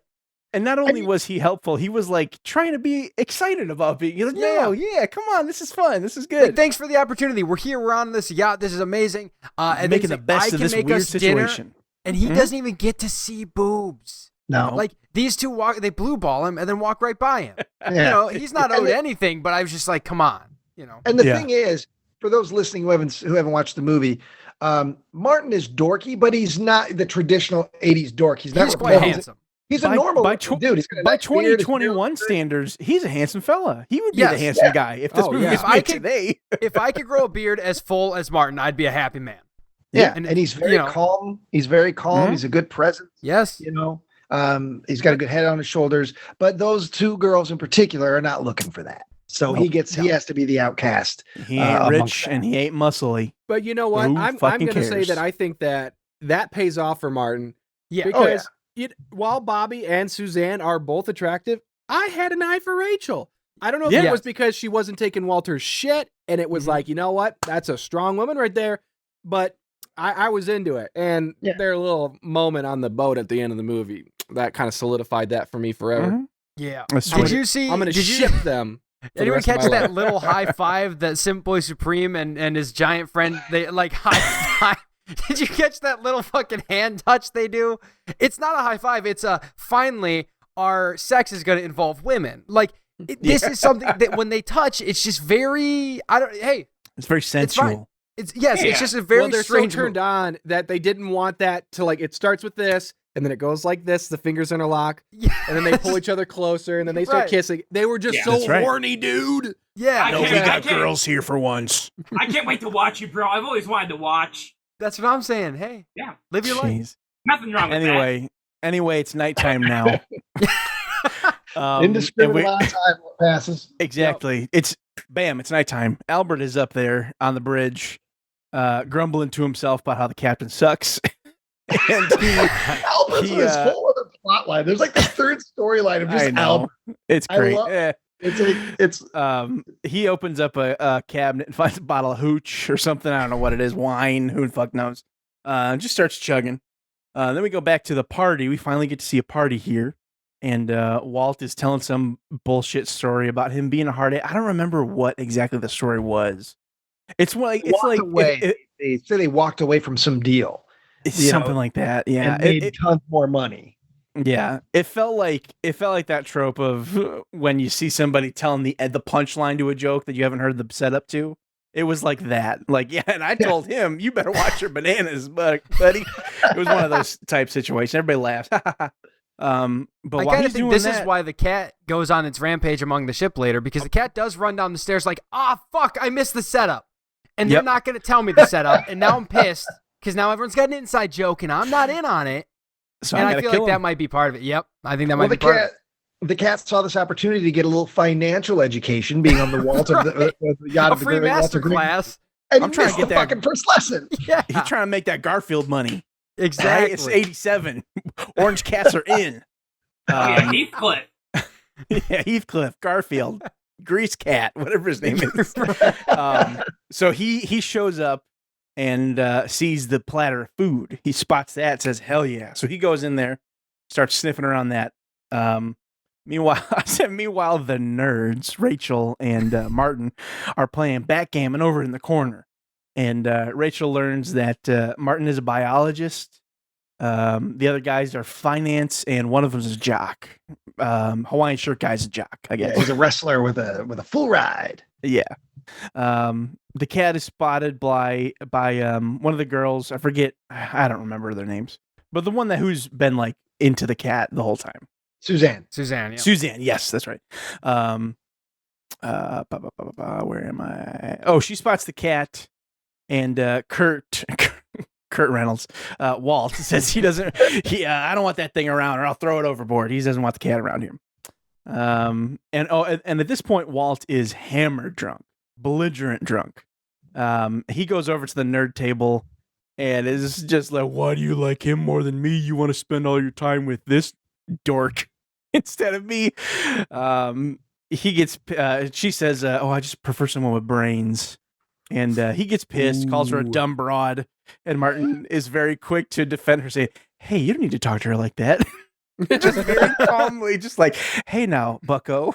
Hey, a few more of those, and I'm gonna start to get annoyed, Mister. Yeah, like, all right, listen. Yeah, get your damn hands off her, kind of a situation. You better leave my lady alone. Yeah, but she shrugs it off. Oh, we've known each other a long time. It's a joke. He's a shithead, whatever. And she leaves, and then everybody starts going over to the stereo and starts cranking those tunes. I love this sequence. And then they just dance for a bit. I know why Ryan liked it so much. I also know why Ryan liked Corey. Because Corey dances a lot like Ryan does. He does. He just puts his hands in his pocket and he does this like pelvic motion. He's just like a jackhammer, like thrusting, like it is all hip. I didn't catch it the first time. Yeah. That's his only dance move, and that's similar to my only dance move. It works. As you can see in Butcher the Bakers. Yeah, go right butcher I'm the pretty sure I bakers. saw him really quick out of the corner of the frame do the finger lick and tickle. Yeah. Yeah. They better not have, because we're going to have a second trial. Yeah. 35 years later. I'm Ryan's gonna been sue doing it Uninvited. since '79. That's right, baby. Yeah. Licking and ticking since '79. I want that on a shirt. I got you. I'll figure it out. Oh my lord, where am I at now? They're the dancing. cat. Yes, they're dancing. The cat escapes, and Albert is now just straight up hammered. With him so drunk, they're off course. Oh no! Rachel is there now, thankfully up back on the bridge to figure out where the hell they are. She kind of relieves Albert, shoos him away. Get out! You go dry out. You're drunk. He sneaks off over to a lifeboat where presumably he's hidden more booze. Actually, not presumably, he has hidden more booze. But he finds the cat. The cat's there. This ain't Sitting wine. This furry thing ain't my wine. Yeah, This ain't a champagne glass filled with mandarin oranges. This is Orange Cat. He very carefully sneaks. Hold on a second. I'm past- sorry, Trevor. I'm so What? sorry. No, go for it. Joe, did you at your sister's wedding? Did they pass out glasses of mandarin oranges? Oh God, please say No, yes. no, they never did that. Is this a Buckley thing? Is this like does the no, family do this? No, it's not a Buckley tradition. Okay, so it's basically just you took the nearest food or drink item and poured it into the nearest glass-shaped object. Well, no. There's summertime oranges. I'm having a summertime snack. Oh, Everybody okay. remembers sucking down mandarin oranges. In the Mandarin summer. oranges. Everybody Everyone remembers sucking man down oranges. man oranges out of a goblet, out of a champagne Yeah, Joe flute. loves those man oranges. Yeah. Oh, boy. No, I Christ just wanted to get alive. with the summertime theme, the summertime fun. I was Yeah, going to have some you beach know ball what? in here. I appreciate the effort. I have a feeling that is not what you thought of It's originally. a coincidence. Yes, but you know what? Even if it is a retroactive choice, it's a choice I appreciate it. I'm looking Sure, forward to that thank you, energy Thank you. for the next 6 movies and Okay. for the award show. Keep it up. And Now- I will bring it. I will not be late. I Now promise. just find a way to mix Rockstar and mandarin oranges. There you go. Maybe Or they like make a Ma- mandarin maximum orange mandarin or flavored something. Rockstar. Yeah. Well, Yeah. there you go. That's the garnish. You pour some Rockstar into the flute, and you garnish it with a little mandarin orange. That might not be Get that a little bad. zest in there. Yeah. Perfect. Maybe a little orange Wonderful. chicken at the top. You know what? This has got me thinking. At the award show, I think we all have to come up with our own cocktail. I'm into it. Yeah, I like it. Ooh, yes. 100%. We got it. All right, write it down. Beep, beep, beep. Beep, beep, beep, beep, beep. And Joe, you got to come up with a new Uh, one, though. You can't do the mandarin thing because we just gave that to you. So Okay. I fresh, understand. clean slate. You got to come up with a new drink. Anyway, he gets the hooch from the cat, starts drinking, of course. He is a drunk after all. Takes a big old swig and he spits it over the cat. Like a Uncalled real for. fucking asshole would do. Yeah. And this is where we come back to Aquanoids. That's another movie where another character spits on a monster. He spits on a monster. Yeah. Spits on a cute innocent monster. This one is far cuter, but still. The cat is clearly pissed. His ears are fucking straight back, which if you've been around a cat knows, you know. Oh, they don't like You that. know. Yep. That's bad time. And he coughs up the Hulk thing. It lunges over at lunges over at Albert, bites his neck. And we get oh my god, and then back to the party. They're still dancing. Still trust. Walt is still drinking. And The now the same song is still going. The Yep. same chorus. same song, same chorus. It's it's great. It's on a loop. Martin and Mike are now playing backgammon together. Yeah. So we just get a Bonding. little, we just get a little taste of the party though, because then we're going back to Albert, and he's still bleeding, and now his neck is kind of pulsating a little bit. Yeah. Mr. Graham, I'm bleeding to death on this yacht. Mr. Graham, there's something gravely wrong with my neck here, Mr. Graham. He screams and screams and screams and screams and screams, and then eventually falls overboard. We go back to the party. We get some more dancing, and Walt goes in for the kill, cutting in to I don't know his name. Beefcake Jock and guy. Bobby. Beefcake, yes, and Bobby are Yeah. dancing. He goes in, cuts in, tries to dance with Bobby. Mike then demands that Walt says, "Hey, come on, we got to go outside. I got to show you something." Yes, he heard Albert screaming. Yes, he heard Albert screaming, and he's also not just heard him, but he's found his blood. Yeah. Walt is afraid that Rachel will want to circle back and look for him in the water, like, a decent human being. But they can't do that. They got to be on the Cayman Islands ASAP, Monday morning. They got to be at that bank, get that money.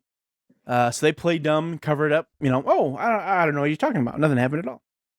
Maybe he slipped. Maybe he slipped in some barbecue. They say he can't swim. That's what changes Yes. Rachel's mind. Yeah. Oh, he can't swim. So he fell like a rock to the bottom of the ocean immediately. Yeah. Yeah, but Well, Sunk like a he's stone. basically human garbage then. With all that booze, he sunk right down. Then it's the next day. Again, just immediately. Oh, it's next day. It's daytime. The gals are sunbathing and talking about the boys. Walt This is watches another them Walter from far, Gatsby person. Yes, part. yes. So he's just standing Yeah. up there staring at him. He's just looking at him, just watching him. Oh yeah, get those rays, catch them. Rachel comes to tell Walt that they need to kill the engines for a bit because it's running hot. The ship they're pushing it too far. We got no crew. The ship's hot. Like, what? That's not the only thing that's hot. I'm looking at these girls. We got a plot we got to move through. So we don't have enough crew, Exactly. I guess. Well, there's supposed to be one crew member that sits down there and just sucks on wine and spits it onto the hot engine to cool it down, but he's overboard. So That was supposed to be Albert. When the sun's out, that's he what was Albert practicing. Right. They had a blood boy down there. does. Oh God. Then we get to see the cat sneak around a little bit. He kills it. He's great. Rachel looks for Albert and finds some of his blood and just assumes that he fell over, which, I mean, he did. She doesn't know about a mutant cat, doesn't know about, that the other guys know about him. And then during fucking gale force winds, they talk to Rachel. Who is it? Is Mike and Walt have a conversation about Rachel, saying she's going to figure it out. She's going to figure it out. She's going to tell the news, and we're all going to be fucked. But she shows up and says, "Oh my God, we found, we saw some blood. I think Albert fell over and died in the ocean." And they go, "Oh no. Oh my God. Oh shit." Bummer. liked him. Not Al. I love him. Al. Yeah. I loved him like he was an old son. Also, I don't know, everybody the 2 times people have come upon this blood, they're like, damn, must have been one hell of a head wound. I'm like, that's the conclusion everyone jumps to with all this blood. Yeah. So she says they got to go back and look for him. They say that's not possible. We got to make our deadline. Kurt reveals the scam. Hey, we got to get there at this time so we can get the money. If you keep me on schedule, you can take the boat when we get there. It's yours. She declines, and Mike tells it straight. There's no use. There's no way we're gonna find him. He can't swim. Like Tyler said, he sunk to the bottom of the ocean. He's done. She eventually accepts and leaves. And then you just see the girls sunbathing briefly, and we see that the cat is also like on the deck somewhere, and that's where my He's also stuff ends. sunbathing. Yeah, he's trying to get some rays, trying to get a nice tan. All right, so Martin basically brings just like some bloody piece of like clothing into the captain's room, while Rachel is basically deciding whether an old drunk man's body is worth a boat. Joe, can you talk into your microphone? Oh, am I off? Oh, Well, your face is your mouth is literally not aimed at your microphone, so it sounds like you're talking into like a box fan. okay. Well, I have a fan running. Do you want me to turn that off? No, that's fine. Okay. Just talk into your microphone, like a true pod guy. I know how to do a pod. Oh yeah. No, you don't. No. So Martin brings a bloody cloth, like just this bloody hunk of clothing into the captain's room, and then Rachel's basically deciding whether or not an old drunk man's body is worth a boat. For some reason, Martin has a bad feeling about the blood, and then when they look at it under a sextant, he discovers that there's actually 1,000 times the more blood in the blood than there should be. So there's I don't know how they basically got this in their head that they should look at it, but yeah, there's too much blood inside the blood, which is frightening. That shouldn't be happening. So Walter creeps up on Bobby while she does bikini aerobics, and the cat makes the same meow on repeat. He demands that she put out, or he'll throw her onto a lifeboat out to sea, and when she refuses, he tries to rape her. One of the boys tries to stop him when Fat Mike shoots him on the shoulder. A scuffle breaks out, and Mike gets bitten in the leg by the titular cat. Mike tries to shoot it, but only hits the wine instead. When Rachel tries to get help for the wounded Walter, the wounded Mike, Walter barges in with a gun and demands that they continue their journey. He shoots the radio, and he threatens to shoot everyone except Rachel unless she starts up the boat, but it's overheating. Mike is perspiring and badly wounded, and Bobby says that she only got a glimpse of the cat, but there was something wrong with its face. Okay, nobody has anything. Okay, cool, I'll keep going. Whoa, is this kind of a mess? Oh, okay. No, you're doing a great job, Joe. Okay, cool. Oh, okay. So basically, they remember the medical tag that was on the cat, and they deduce that the cat is basically able to blood poison people through its bite. That's why, all the blood's all fucked up. So, the expanding magic blood splurts through Mike's leg, and then makes a big baby bump in his stomach. He dies, and they throw him off the boat, and then they lock Walter up in his room. Bobby's hanging out with the wounded teen in his room, but they hear something coming from the closet. Afraid of the cat, she creeps up to the closet, but nothing's there. Martin and Rachel try to fix up the boat, and she explains that when her dad got sick, he couldn't keep up with the payments. That's how Walter was able to get it from him. Yep, and that's my section. Damn. Yeah, quick. Very quick. Joe going over his section is like, you ever see like a 2-year-old like reading a pop-up book to a 6-month-old? He does hop on pop. And so then there's the blood, and then there's a lot of blood, and there's too much blood, and then... Very good, Joe. That was quick. I mean, he got it though. It was like quick. that's all that It happened. was Yeah. It was distinct and no commentary, so it's fine. We saved half an hour on the podcast here. Hell yeah. I just wanted to get you guys out. Yeah. You wanted to what? I just wanted to get you guys out. I saw, Yeah. are you saying eat us out? No! What are you saying? No. I said You trying get to eat you some out. ass, Joe? Oh, Get No. us Get me out. out. Yeah, get Okay. you out. Yeah, you got lovers and families to get back to. I'm gonna eat you out and get you out. That's right, boy. All right. I'll consider it.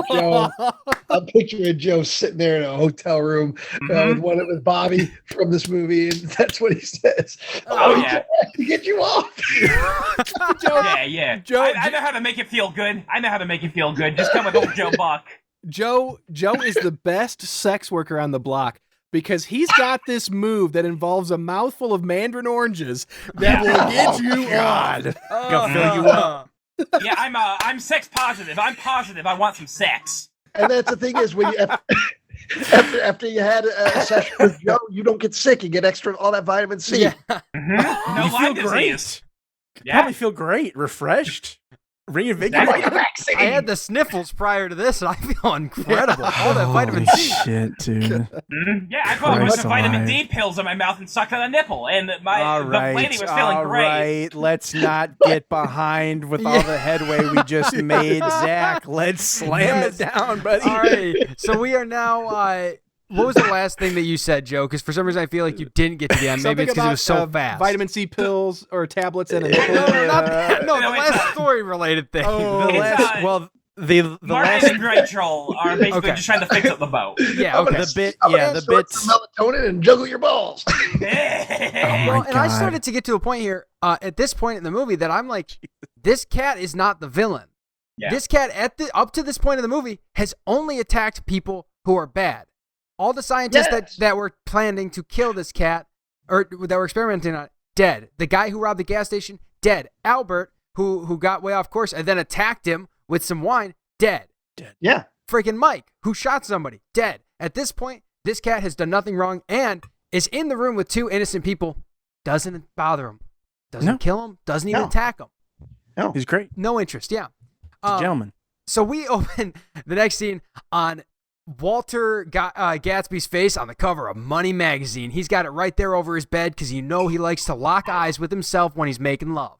And in the room with him is fucking Simp Boy Supreme Corey. He's walking back and forth because he's been tasked with guarding Walter's just lounging on the bed, and Simp Boy's just talking his ear off when he finds his watch. He finds his watch. He's like, "Ooh, that's an expensive watch. You must really be the guy on Money magazine. You must be the guy that I've been trying to blow this entire time." Yeah, this solidifies it. Not your picture, not your yacht. This watch."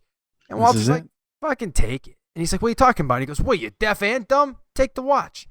And then he flexes on Simp Boy Supreme here by being like, "I'm fucking rich. I don't care. Come check this out. Look at all my money." He goes up to what looks like a pair of shutters. Yeah. Or like something you would see at a saloon. Yeah, and opens them up, and then there's just a fucking safe there. Sincerely, it is the most poorly hidden safe in the history of cinema because it's not behind a painting. It is just in a closet, which people would probably open if they were looking for a safe. It's just these shutter doors are just on the wall. You open it and there's a safe. It's a big safe. It's a good looking safe. It is. I don't know. I might not find it. I might not check there. You wouldn't look there? I might just be ripping the paintings off the wall. That's banging fair. on it. Maybe sometimes hiding in plain sight. That's the best option. People aren't going to look there. But he decides to flex on Simp Boy Supreme here by pulling out his suitcases full of money. He's like, "Check it out." And he's like, "Well, how about you open it?" And he does, and he's like, "That's me $1 million." He's very proud of this, Arr. Yeah, that's me $1 million. Skullbones buckley. Well, I think what you're supposed to think here, as most normal people would, is that obviously Walter's trying to take advantage of this relationship he has, or at least that Corey wants with him, to lure him in, and then eventually will take advantage of him. But there is a moment later in the movie where Corey gives Walter a gun so he can lay some traps, and everything goes smoothly. Well, I felt at this point, Walter's grooming Simp Boy Supreme here to be his new Michael. Yeah. He needs a new He needs a new side guy, and who better than somebody who looks at him through rose-colored glasses than fucking Corey? He's also going to be a hell of a wingman because Corey's a young, handsome dude. Exactly. It's the perfect sidekick for a guy like Walter running around the Caymans with millions of dollars. Exactly. And so this that's movie what should have been called The Uninvited. The Uninvited : or How Walter Got His Goons, or something like that. That was a really good joke. I love the way that you had to walk through that one. Like Bambi on the ice. I was trying to do a play on Dr. Strangelove, and I couldn't. Strangelove, yeah. I couldn't figure it out. I'm like, wait a minute, what is this? It's Dr. Strangelove or what the fuck is it? How I learned to love the bomb. The Uninvited with the cat, and the cat is bad, and also Mr. Grant has some funny guys. And there's blood. There's too much blood. I mean, I know we kind of glazed over because of Joe, but I still don't know the motivation of Martin examining the blood in the first place. He might have thought something. I have no idea. He never said in my section. He's a biologist. He wanted to look at some blood. And then he had the jackpot. Yeah. And then, and also he asked for a prism. And I want to say this is the first time I thought about the existence of a prism since I was like 8 years old. Yeah. Right.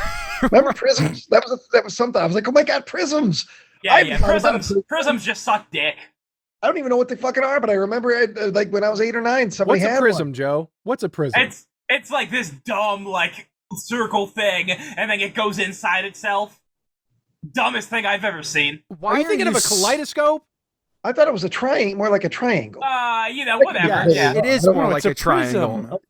Prism is a shape. Yes, it is. Right. Oh, is it a shape? It is a shape, but it's more triangular than circular.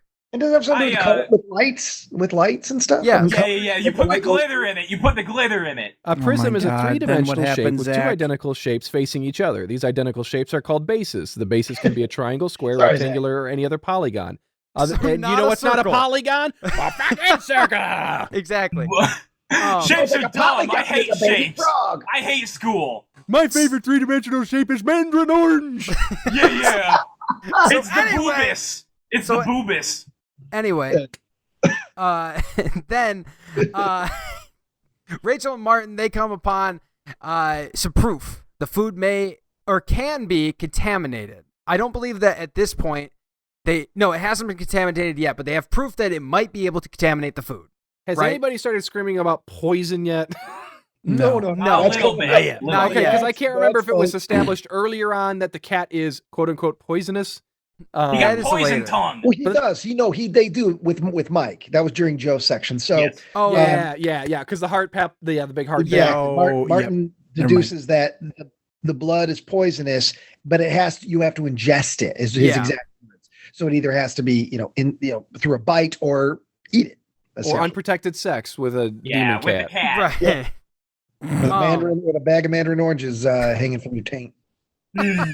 He eat one snack. He eat one snack on the podcast, and that's all anybody You wants eat to it bring out up. of a champagne glass. That's technically a trophy. Because Tyler ate pizza earlier, but he didn't eat pizza out of like a bowling shoe. Like, you see how the delivery method was the weird part. Anyway. Okay. We continue this movie's trend of not showing us boobs. When we cut to Susanna, or Susan? Is it Susan? Suzanne. She is kneeling on a bed, facing away from the door, without her top. She takes off her robe and checks the door, see what's going on. When enters Corey, and Corey comes in. He's like, "Hey, let's bang a little." First he makes like scary meowing sounds because you want to scare a lady before you sleep with them. That's true. He does make cat noises, which is a very tasteless joke. In this, like, he's not a tasteful guy, but like, let's not joke about the killer cat. Yeah. So it's really not an aphrodisiac at that point. But I want to say, going along with the idea that Walter is trying to get a new version of Mike, or just like a protege, he in that moment is very much like Walter. He doesn't flippant, and he doesn't give a shit, and he's so much like Walter in that moment. Agreed. 100%. So he gets in there. He's like, "Hey, come on, don't worry about it, baby. Let's get down to it." So he puts the moves on her, and she's like, "You know what? I do need some protection. Let's make out." So they start making out. I thought that they were gonna like bang, but instead he just grabs a handful of ass and makes her toe curl. Like, he just makes her toes curl up, and they don't bang. They just cuddle a little, right? And he then pulls a Walter. He flexes on her. Hey, I'm going to make things happen when we get to shore. Yeah. He's pretty much taken right out of Walter's book. I'm going to make things happen. And now that's also him basically letting us know that he's kind of into doing the deal with Walter. Yes. I feel that at that moment we were like, okay, he's going to go along with this Walter thing. Yeah. When I get to shore, I'm going to make things happen. And I was like, okay. God, I'm so much better. He took the deal, is what I was basically. Yeah. That's what I got out of it too, is just the idea of him being like this whole scene is just his power trip. I can have what I want. I'm going to take it. Now that I'm going to be rich when we get to the island, I'm going to have part of this $3 million, So then he gets in there. I'm sorry, I've been gone for a little bit. I went upstairs. Why is Joe's face so close to the camera? All the fruit I was just down looking into his bowels. He doesn't eat fruit so much, and now he just ate 2 full cans of mandarin oranges. That shit is going right through him right now, and he's pushing forward to kind of get rid of the bubble. You know what I mean? Clench the colon a little bit, for sure. He doesn't want to make mud. Yeah, I'm just pooping into my recliner right now, and I wanted to just make sure you guys couldn't see it. Oh, sorry, you figured me out. He's got a hole in it, and the mandarin orange cans underneath it. Flopping down to the. Nasty. And I'm recycling them. I ran by out of recycling, he means he's going to call the company and say, "Dude, this can was filled with doo-doo." Yeah. I'm sorry. Refund, I'm so please. sorry. Trevor has to leave at 9. I'm so sorry. Yeah. So come on. So the engine, so we cut to the up to the where the steering wheel is, the bridge. That's it. I don't think that's the right term. I don't know. Care. Probably not.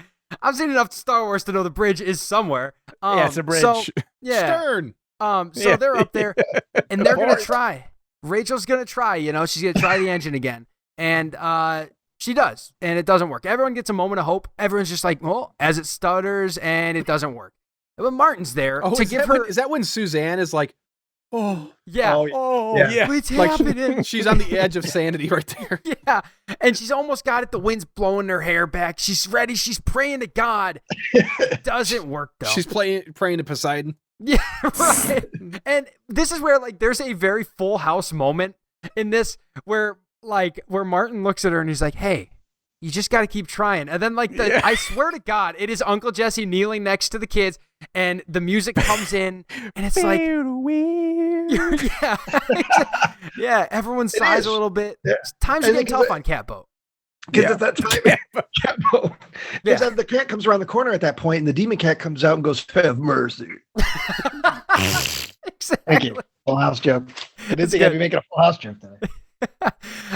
So now we cut to, Suzanne, she's taking this very hard.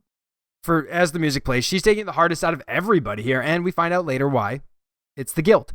But we cut to Beefcake and Bobby, and they're chatting. Things start to get horny again, right? And he mentions he can't feel his hand, and she's like, "Hey, I know how to fix this." So he starts. Just like in the last sex scene, he grabs a handful of ass. But he does keep going and just grabs a handful of lower back. His hand goes way too far. Just to the left of the tramp stamp. That's what I like. Oh, God. So Just gotta then get it. he's like, "Hey, it's kind of crazy." And this is like a pickup line of an 8-year-old. Like, it's kind of weird. Even though I can't feel my hand, other things are working. No, illegal. Illegal. No. Illegal. I took the plea deal. I get to that's mine now. No, that's not how that works. That's not how the You literally law can't works. say my PP anything ever again. No. Joe thinks that if you get sued for copyright infringement, you're like, shucks, you're right. I'm gonna keep selling my Pokemon. I didn't pay the price. I'm gonna keep selling my Jokey Man cards. I now own the rights to the Metallica discography. Yeah. Fucking. Hey, Joe, goddamn. Metallica is a heavy metal band that started in 1983. I understand. I know right. them. Was it a band full of rat boys? So They we were men who wore makeup. Yeah, no. Yeah. That's Kiss. Anyway. We had a whole fucking episode of Man Without the Brain with this shit. God, Man Without the Brain. Yes. We did a whole episode of The Brainless Man with Yes. I made you listen to all those fucking albums. It was frightening. It was frightening. You remember? Seriously. Yes. Anyway, Yeah, they're Joe, kissing. shut your PP. We got stuff going on. So, Big Boy mentions Beefcake here. He's like, "I can't feel other parts." She's like, "Well, let's see if we can fix that." And she moves over, and she has been blissfully unaware that the cat was going to town on his fucking hand. Yeah, like the cat is eating his hand mid munch. Boom. This evil cat is eating. I have written here, bam, evil kitty is eating a knuckle sandwich. No wonder he can feel his fingers because he's missing 2 of them. Yeah. Like genuinely, you'd have to know something was up, right? Well, I mean, the whole thing is like, even if the cat hadn't started eating his hands, for this guy who is a wrestler and he's on a full ride scholarship, who's been shot in the arm, and he's just kind of like, I can't even feel it. He picks his arm up and drops it down like it's a rubber band. That's permanent nerve damage, dude. You'll probably never move that fucking arm again, regardless of the killer cat. And he's just like, whatever. And that's a good point. And that alone, I was like, oh, that's kind of disturbing from that point of view. Wow. This dude's future's done. As far as that stuff's concerned. But I didn't even think about that aspect, but he is so calm about that because he's going to get laid. He's going to touch Boobus on the boat.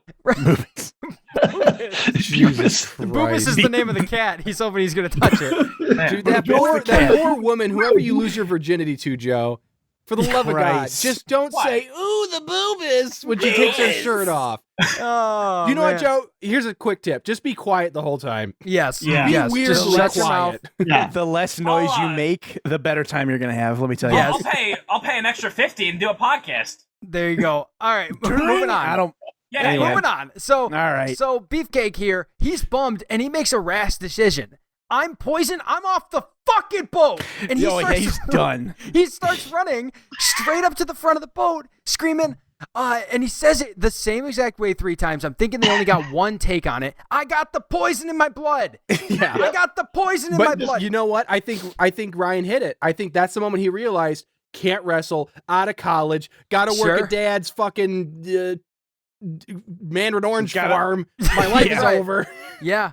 And he runs up and he decides, this is it. I'm out of here. I got the poison in my blood. And everyone's like, what the fuck is happening? And he's just screaming, I've got the poison in my blood. I got the poison in my blood. And so he finally, he decides this is it. I'm ending it. And so he jumps in and seemingly Bobby also, like, he accidentally knocks her in. Yeah. We're trying to stop him, and she's grabbing onto him, and it just which is fine. And I was impressed that it may have been the actual actors who went overboard. Yeah, it looked good. But what doesn't look good is when we come back from that, and they're both dead. They're gone. Like, what the fuck? So, because right after this, Simply Supreme and the nerd, they jump in. They're like, we're going in to save them. There's two of them, two of us. Let's get in there. So they dive in there. Immediately after. Like, right after. Empty-handed. What happened to Bobby? Yes. Did a shark sucked into a cyclone or something? Well, yeah, it was the brine. The brine sucked him up. I think what happened was Do you know what brine is? Yeah, there's two pickle jars. You prism-headed mandarin orange sucking idiot. It's salty water. I know things. Yes. Anyway, and then so they jump in. They can't find these two.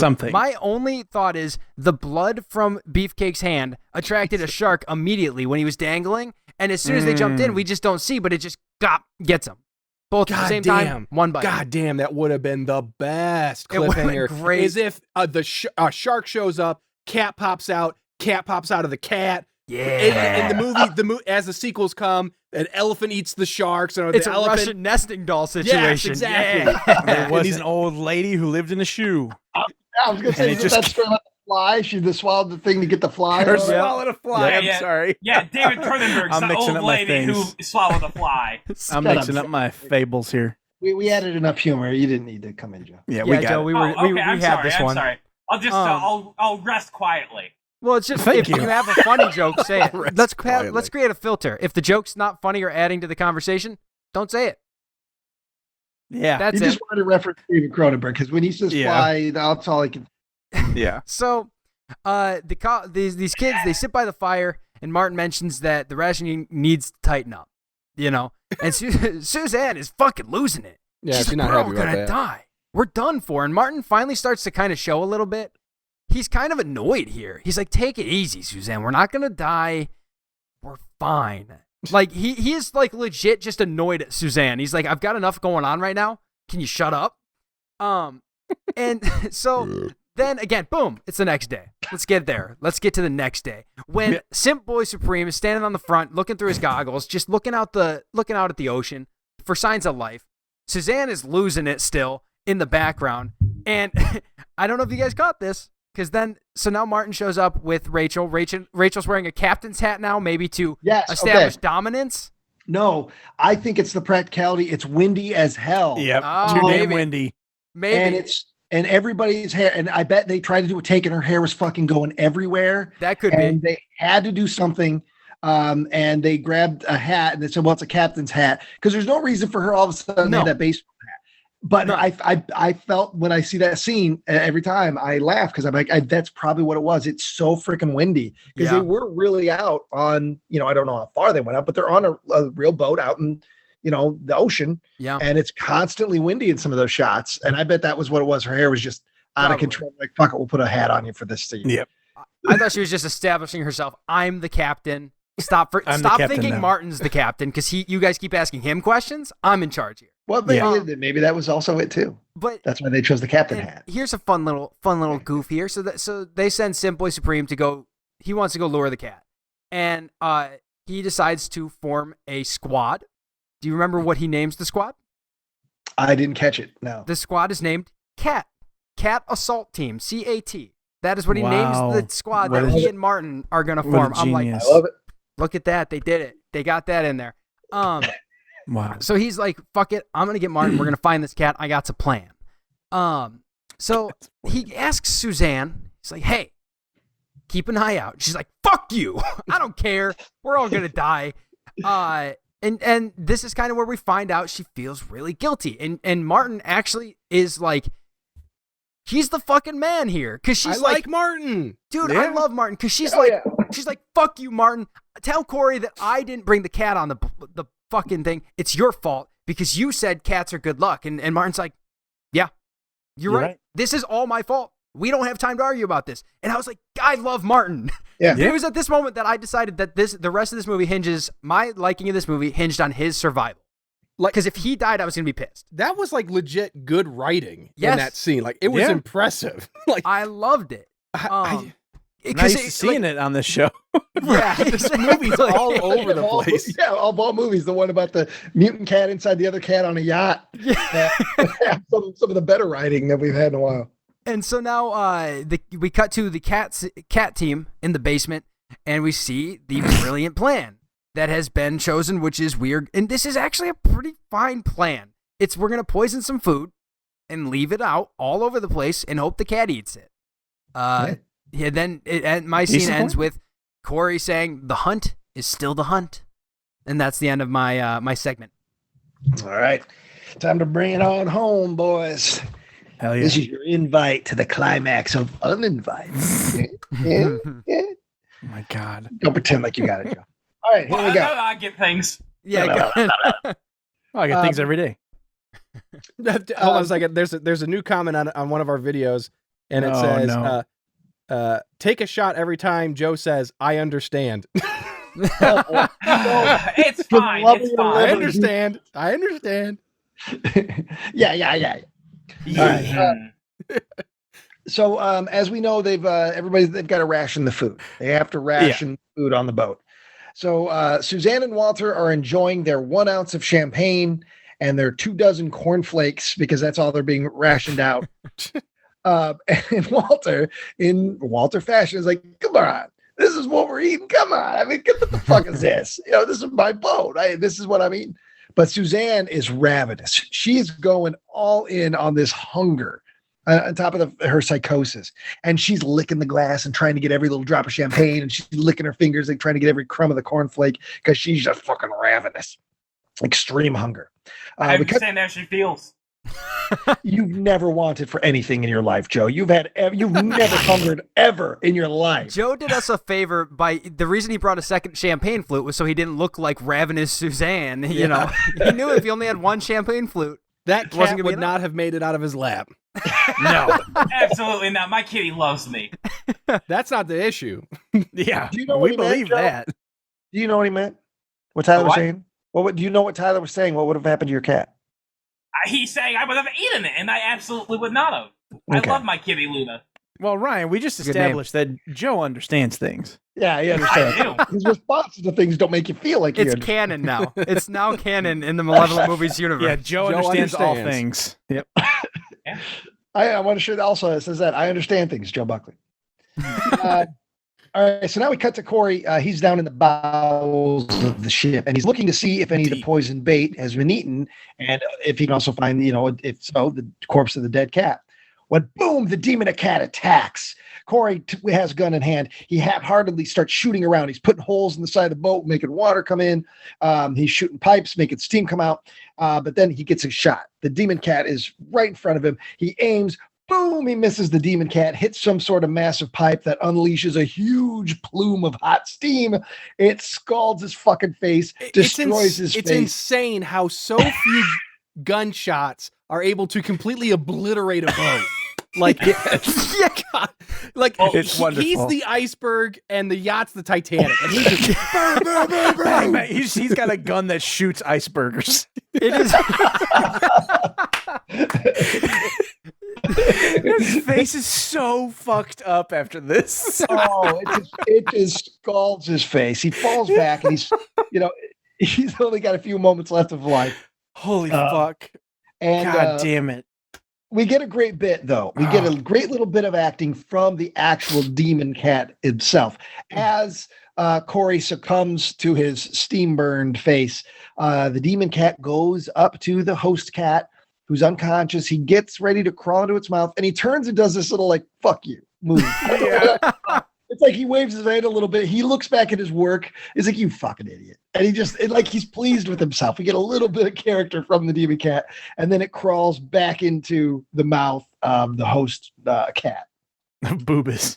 In the mouth of madness. That would have been a good title. Yeah. Because this cat is pissed. This cat is totally pissed. He's mad. He's the demon cat is, but the regular cat's always pretty even. He's pretty chill, yeah. He's just trying to figure it out, trying to get to the bottom of this. Well, it doesn't know where it goes for 3 minutes at a time. Yeah.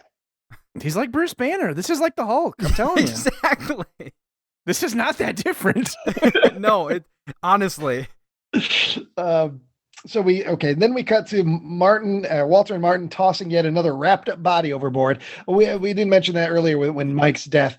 They wrap up the bodies very nicely when they throw them overboard. I don't know if it's necessary, but I love that the second time they do it though is so quick because it's like they do the first one. It's kind of a longer take.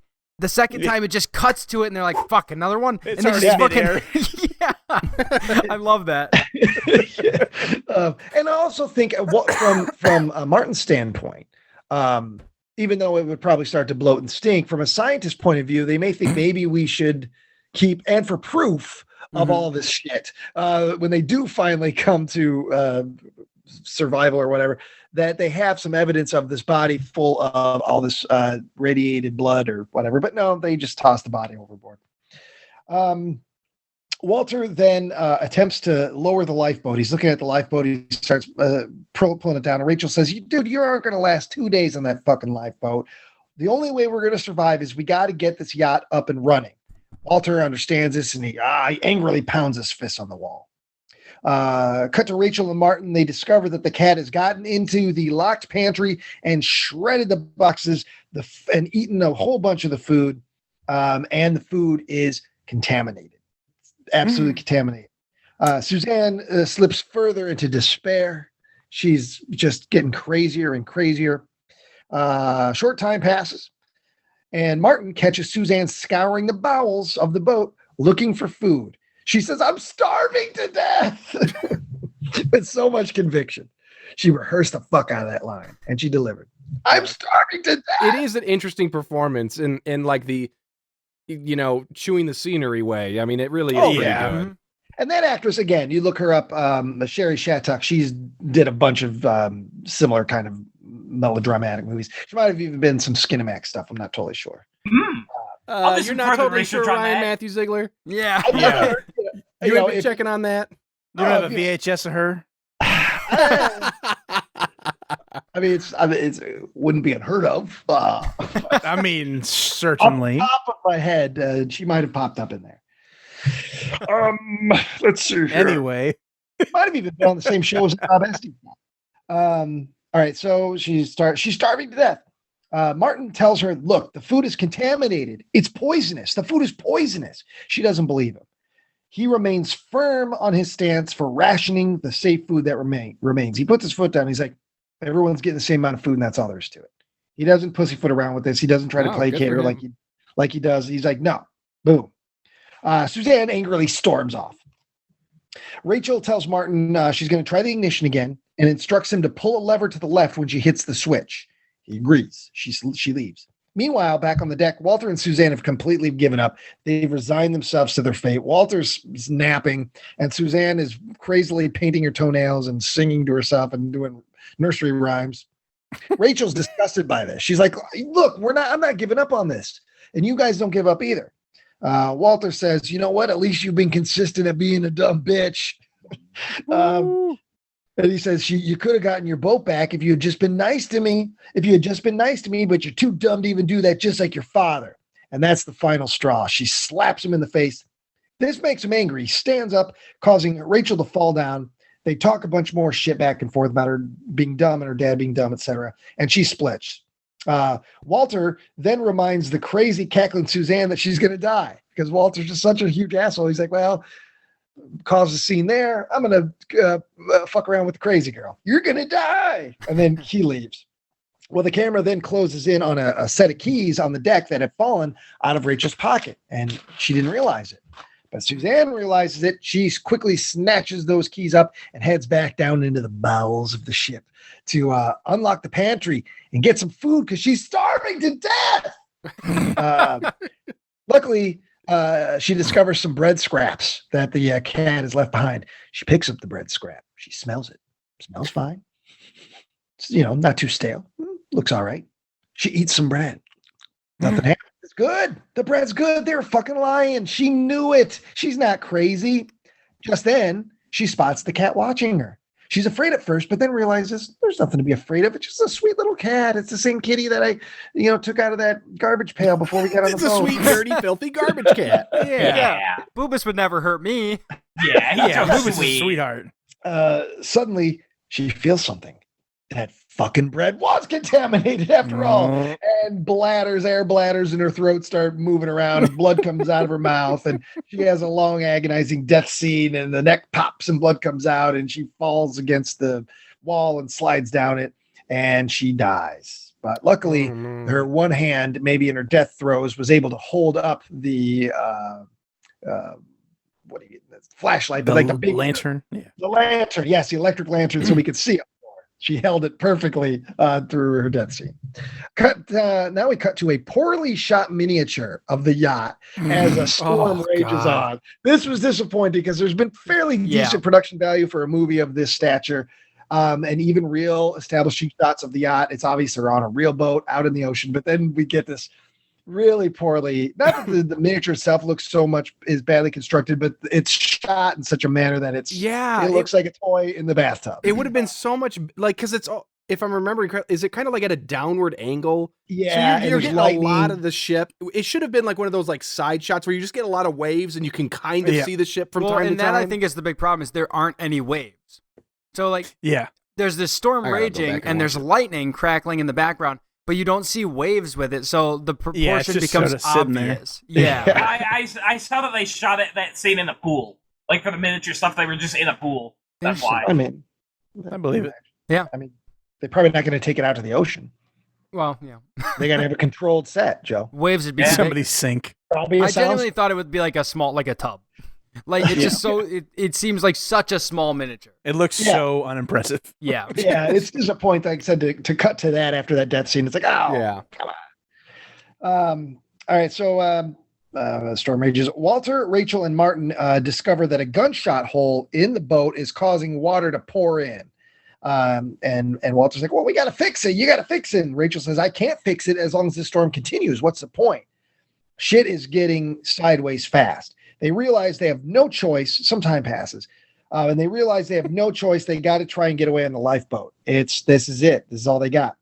Walter's compartment is now waist deep. I mean, this shit is getting heavy. And that's because the size of those fucking bullet holes. Like I wouldn't be surprised if you told me Davy Jones showed up and shot holes into this yacht. I'd believe that because of the amount of water getting in. Yeah, it's like a softball shape, and then and the storm's coming down. So shit is getting crazy. And Walter, he goes back to his compartment. Now it's waist deep in water, and he begins taking the suitcases of money out of his safe. He goes back. He puts 2 of the cases in the lifeboat, and he says he's got to go back and get the 3rd suitcase. Rachel and Martin saying, "No, we got to go," and Walter's not having it. That's $1 million. He goes back into his quarters, and he sees the cat is hanging out real casually right next to the suitcase. He apprehensively grabs it. Everything's fine. And then watches in terror as the demon cat emerges from the cat's mouth. And it grows very large. It attacks Walter, and it kills Walter as his blood and loose cash float around him. Martin then tells Rachel to lower the lifeboat. I'm going to go and get Walter. Don't worry, lower it. I will swim to you. Which, in my mind, he doesn't know that Walter's dead. So he just assumes Walter will also be totally cool with jumping off the boat into the lifeboat. The guy who was complaining about rationing, even though it was life or death, isn't. But it made me like Martin even more because like Walter's been an asshole the whole movie. There's no reason to save this guy. Right. But Martin knows he couldn't live with that. He's got to do it. You got to do the right thing. Martin's a hero, man. So Martin goes into the quarters and he discovers Walter's corpse. He gets the hell out of there, jumps down into the water, swims to the lifeboat. They get on the boat. He gets on the boat. They paddle away as the model yacht sinks into the ocean. Sinks into the bathtub. That's right. You hear the drain sound. Like Jabba the Hutt. Martin then decides in curiosity, and I also must say that while it's not like the storm has stopped. They're on this lifeboat, but the waves are rocking them. The wind is howling, torrential downpour, which again, I'm not much of a boatsman. If the rain is that bad, could a lifeboat get full of so much rainwater to sink? Probably. That's all I was thinking. Yeah. Because it's such a major storm. You would probably have to bail some of it out, I would assume. Yeah. But yeah, it's just more manageable. Yeah. Weirdly. Because they do have like, because it's so in the small. back, they do have like a small pump that if it gets to a certain level, it will just leak out the back. Oh, Yeah. okay. All right. All right. So Martin then, in curiosity, opens one of the two metal suitcases that are on board and discovers all the cash. It's enough to buy a new boat and finance some biology stuff. A new This textbook. When they get in this tiny boat, this is when the movie really started to redeem itself in my eyes. Yes. I'm going to have a surprise vote at the end. Okay. But like these last 2 to 3 minutes, it was like somebody else, the person who was writing, like 8 people wrote this and they all died at some point because they were trying to make the cat for real and they got radiated and died. But like this last dude was off the fucking chain bonkers. Because it's like, well, what's even in this damn briefcase? Well, it's got to be what, like $1 million? It's $1 million. They were just the rushing. dialogue is just like, we got to say what we see. Let's do it. That's They right. also see a boat full of their dead friends sink, and they're so pumped to have found $1 million. Yeah. Like, I don't know. I think that maybe there is an offset of joy and sadness, but Well, when the music kicks in, especially like, Yeah, the music that sitcom music that's been played throughout the movie kicks in. yep. That really changes the tone, and you're like, all right, it's all wrapped up. But then, so the says they can buy a boat, some biology stuff. The sitcom music starts off. Martin takes a beat, and then screams and points up camera and says, "The demon cat, look!" And then he goes, "Look!" And then we cut to the demon cat is trying to crawl into the lifeboat. It's just hanging off this side of puppets. He It's wasn't perfect. invited. He's not invited on this boat. He is uninvited. they should have said that. That would have been great. Right before she shot him or something, if they would have had the gun still. It would have been like, you're terminated, fucker. You're Yeah. uninvited, fucker. Yeah. Get off my And then plane. shoots an iceberg at him. Boom. Yes, bang. Sorry, guess this whole time you were a bit of a pussy. Oh, Flamethrow boy. it. You just flamethrow it. Shame There you on go. you, Zachary Shaw, for laughing at that. But no, It's the fine. pussy? It's fine. I'm a simple boy.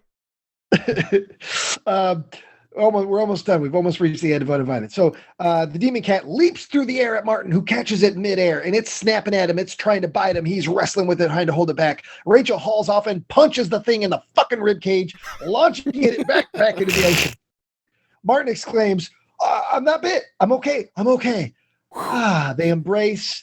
What really bummed me out is the music should have kicked right back in. Yes. Because it should have cut back in just to cut right back off. Yeah. Yeah, 100%.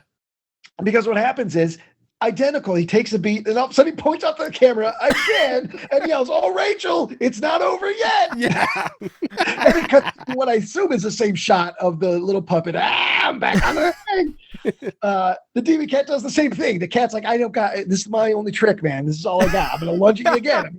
Hopefully you don't catch me," but he does. He catches the demon cat again. We get the identical thing. He's snapping at his face. The same shit's totally repeated, except for instead of Rachel punching the demon cat, Martin finds his balls and finally just throws it with his own might off into the ocean. Martin then scientifically deduced that it won't leave us alone as long as we're the only floating object. Like the entire time, that's been the only impetus Yeah, for that's the it. attack is because they're not floating. Whatever. Martin's Cats been, don't like water. I know Martin's from been experience. through a lot. Cats don't like water. this That's very cat doesn't seem to care. So they take the million, they pull out the $1 million, they put it into a backpack that they brought because we're not going to throw that money away. And then they toss the suitcase into the water and it works. Like Jack and Rose in Titanic, the demon cat gets up on top of the flotation device and starts to float away. Our The heroes- look on all its face face is my favorite thing. It's so good. Because it's frozen. It's just a puppet, a wet puppet with its mouth like the whole time. Every time I saw it cut back to it, I was just like, but they go through all that effort, all of that, just so they can set up their sequel or whatever. Hell But it's yeah. Makes no sense. You didn't have to do that. You could have just. After she punched it in the water, that was the end of it. You didn't have to do the whole bit where, well, we got to take the money out, put it in the backpack, and then we throw this thing out. Like, I was hoping that what this was going to be is we're going to watch in a giant wide shot as the boat slowly goes from right of frame to left of frame as the sun rises and sets, as they keep doing the same bit. They throw the briefcase, the cat comes in, they beat the shit out of it, they hurl it, it comes crawling right back, and they just do this until they reach land. Yeah, it would be like that Mr. Show sketch where the guy keeps falling into the trinkets on the wall when he's trying to tell about my favorite bits of all time. And they just keep doing it over and over, and you laugh every time. All time, you're still laughing. I love it. But no, the heroes cheer and they start paddling. We cut to a little bit later. Martin and Rachel are safe now. They're on dry land, and they're in the office of the Coast Guard or some official place somewhere in the Caymans, I assume. The officer explains that the storm fucked up our communications. And then he chalks up to their entire demon cat story. It's just the stress of the whole ordeal. Tell you what, you guys get some rest. You need anything, I'll assist you in any way possible. The sitcom music starts up again, and we think it's over. But no, we got to cut to a beach. We hear him meow. We see a black cat, even though that looks nothing like the previous cat.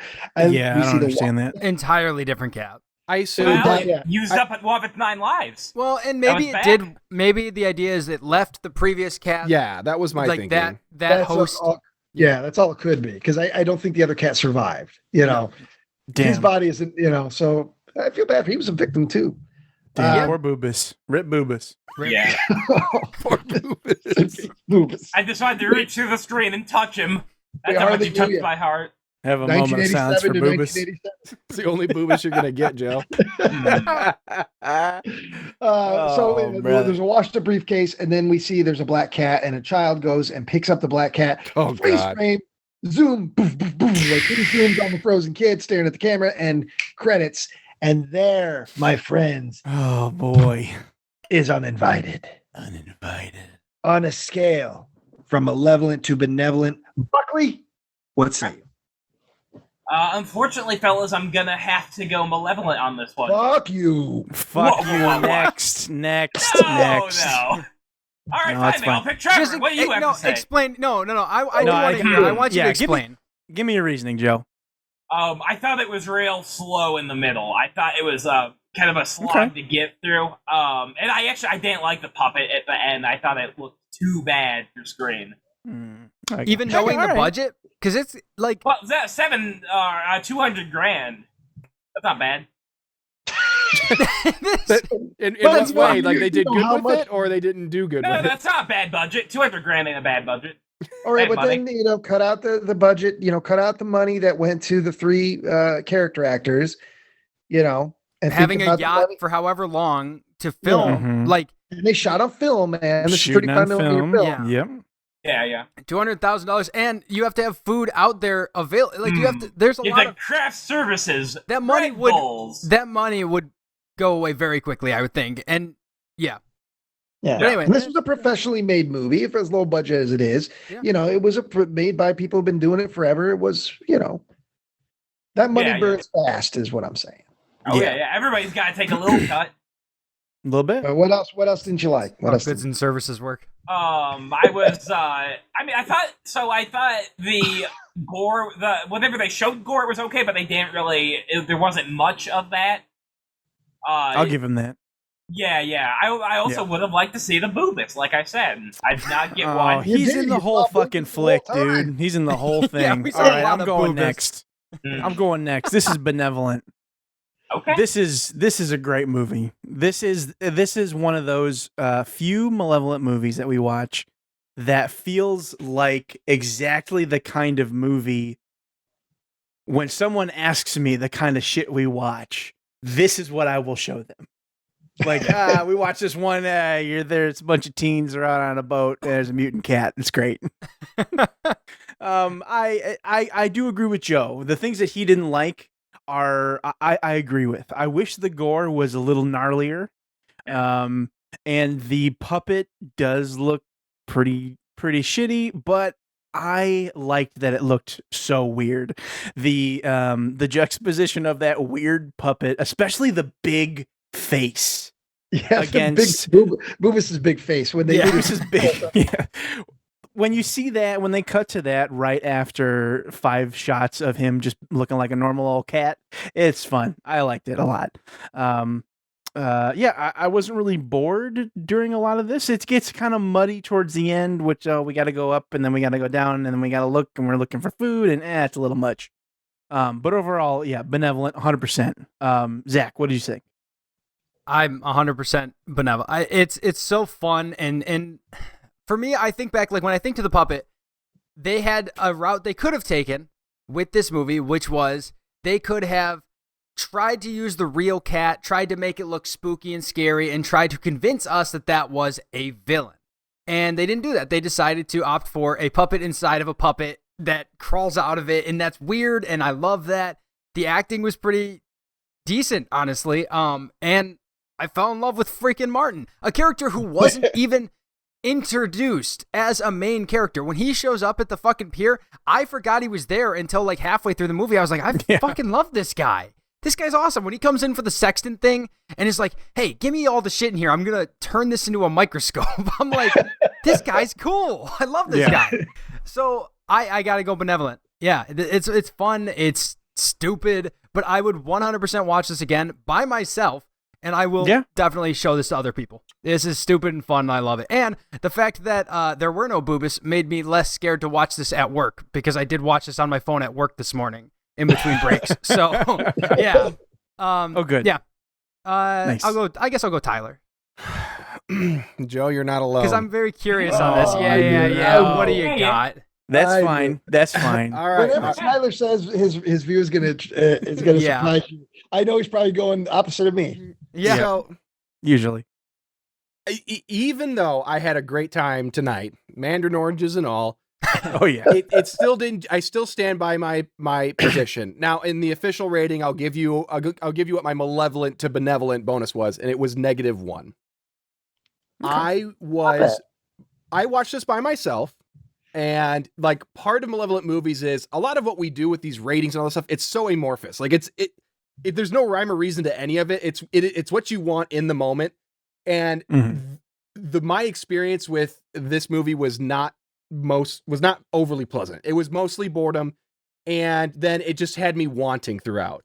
There are plenty of great bits. There's great weird characters. There's good things. There's bad things that are good. Like it's a mixed bag of stuff. To me, it's like the blockbuster equivalent of like a summer Marvel movie of bad movies.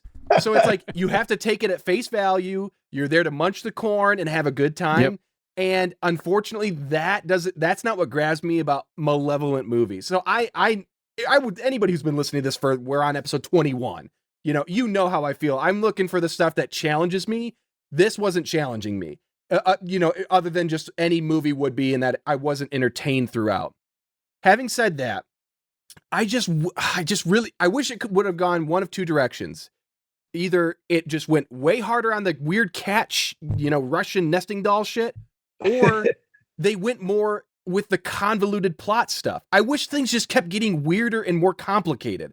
Like, hey, we're just going to get on this rich guy's yacht. And then like, I wish pirates had taken over it. And then like, if anybody's seen, I love the movie Cabin Boy, Chris Elliott's Cabin Boy. If it was something like that, where it's just like, it's like all this weird shit's happening and there's a cat inside a cat. Like, that's kind of what I was hoping it was going to turn into throughout. So, and I'm trying to like remove my expectation from it. I don't want to punish it because I had an expectation. It really was like Nick harps on all the time in his negative reviews. This is the first time I've been bored in a while. And so, but when it kicks into high gear, it's good. Like, I loved watching George Kennedy on the ground just go, yeah. Like, I loved the guy running off the boat screaming, I got poison in my blood. Like, it had, like, this is worth watching. I will say that. It's worth watching. I wouldn't watch it by myself, but I would gladly watch it, like Trevor or Zach or everybody has said, with a group of friends. But but for me, it just didn't hit that right. I have a very specific feeling when it comes to Malevolent movies. So I feel like the movie is punished for that in a way. So I'm sorry, guys. I couldn't. I get it. That's it. Like, as much as I want to punish Joe for missing the last episode, unfortunately, I'm kind of there with you. Buddy. There will be time. Okay, we got six more. Six more of these. I didn't say anything. I was sorry. I was sorry. You were sorry. You're not over anymore. It. You're way over it. That was so last week for Joe. Yeah. Oh boy. So Ryan, you don't get to do a rating, but what'd you think? Malevolent, benevolent, I assume. Yeah. I'm gonna definitely go benevolent. It's not a super strong benevolent. This is one of these movies that I saw, like I said on the last episode, I saw this movie one time when I was a kid, probably 10 or 11 years old on USA Network. And it was there's a handful of other movies, another movie called Grotesque, that are like this. These movies that I saw once, they had an impact on me. There's another one called The Outing. They just had some weird impact on me. And then I never heard of them ever again. Until the internet, and I could look it up and be like, what was that movie? And in my mind, in my memory, this movie was so much sleazier and gross than it ended up being when I rewatched it. So I was a little disappointed with the rose-colored glasses when I watched this movie again from my memory, because it is rather tame, especially with some of the stuff we've watched. It's nowhere near as weird and sleazy and gross as I thought it was as a kid. It's not, and it's also not a movie that I love enough that I will own it. It does have a nice Blu-ray out there. It's too expensive for what this movie is. But I enjoy it. It's fun. It's goofy. It's a movie that doesn't try to be dumb. It doesn't try to be bad, but it cuts corners where it has to. It's a product. It's also a product of its time. It's not one of these movies that will ever really have any sort of cult following because it's not bad enough or silly enough. It never hits those marks to go hard enough to become a true like cult film where people are like talking about it all the time. And it's kind of just a little trifle, but it's a fun little movie. And I watched it like 3 times for this. I enjoyed watching it. And similar to Ice Queen, maybe next summer, if it's still on like Tubi and stuff, because I probably still won't own it unless it goes down in price. I will watch it again maybe next summer. It's fun enough for me, that I didn't get angry watching it. Sometimes I get angry. Sometimes stuff's so bad I get angry, or I just feel like, what's the point? Like we did with Virus Shark or whatever. But it's fun. I like Uninvited, despite the boring, bland title. And I like that it's full of faces from pop culture too. It's like everybody that's on that boat has been in shit you've seen, even if you don't realize it. So it's just kind of got that, it's a pop culture thing that I like. So that's kind of where I'm at. Not a super strong benevolent, but it's definitely middle of the road benevolent. Yeah. All right, boys. So here we are. It's the end of the June Summer Slam. So for the folks listening at home, we're talking a lot about June, but you're hearing this in July. There's a couple reasons why. One, the announcement video, we're waiting on Sean to complete his portion because he was totally actually there. Oh, yeah. Because you're listening to this after that. And we, unfortunately, very fortunately, our music guy, Billy, had a baby. And so we're waiting on the new theme to come out. But anyways, we're moving into the July Slaughterfest. And I just want to run through this really quick before we take off. The July Slaughterfest was all about the killers, the villains, the bad guys, the blood, the gore, the guts, and everything. So Zach and Trevor are up first, Camp Two Hands. And then it's followed by Camp Cardiff Giant, Ryan and Sean, and then Gastronaut Camp with Nick and Joe. And Trevor and Zach have to find a movie with their killer has to be a monster or creature, and their iconic element has to be the atmosphere changes, in some way, shape, or form. So you guys don't have to tell us now unless you know what your pick is. You have a couple weeks because we're going on a little bit of a break here. Got no fucking Not clue. yet. No. Okay. I was going to say, how's the hunt going for you guys? Well, I will talk to you later about it. I may need you to pull a couple just in case. But hey, look to twitter.com/MalevMovies for our pick in the coming weeks. Yeah, you got a tweet a month ago. Yeah, whenever you're listening to this. Yeah. Yeah, we got a Twitter. We may use it sometimes. We can do a Malevolent Movies Letterboxd. Okay. Hey, I mean, we could, I guess, Yeah. but That listen. would be a terrible, thing, Joe. If you wanted to take that upon yourself, even if it's just a list of all the movies we've never covered, in case you're new to the channel and you're like, I don't want to. What are some of the movies you guys have covered? And you go through the list. Oh, I love this movie, and then you can maybe listen to that episode because I get it. I do the same thing with podcasts. I'll find what I like, but I'm not going to listen to every episode. But I'll scan through and see what movies. Yeah. See if there's anything interesting. More great suggestions like that, Joe, and less eating like whole jars of mandarin oranges on the show. Okay. Yeah. I have some more in my fridge. I can bust those out again. Maybe. I don't know. Go Nice. eat a slice of bread or something. You keep your I canned like mandarin oranges in the fridge? Yeah, I like mine cold. Okay, I like that. Nice. Like some chili. I get it. Oh, I Lord. just saw All what right. Zach put in the chat. Yeah. Okay. All right, to all you boobuses and blobuses out there. Have a good night. Yep, have a good night. We'll see you next time.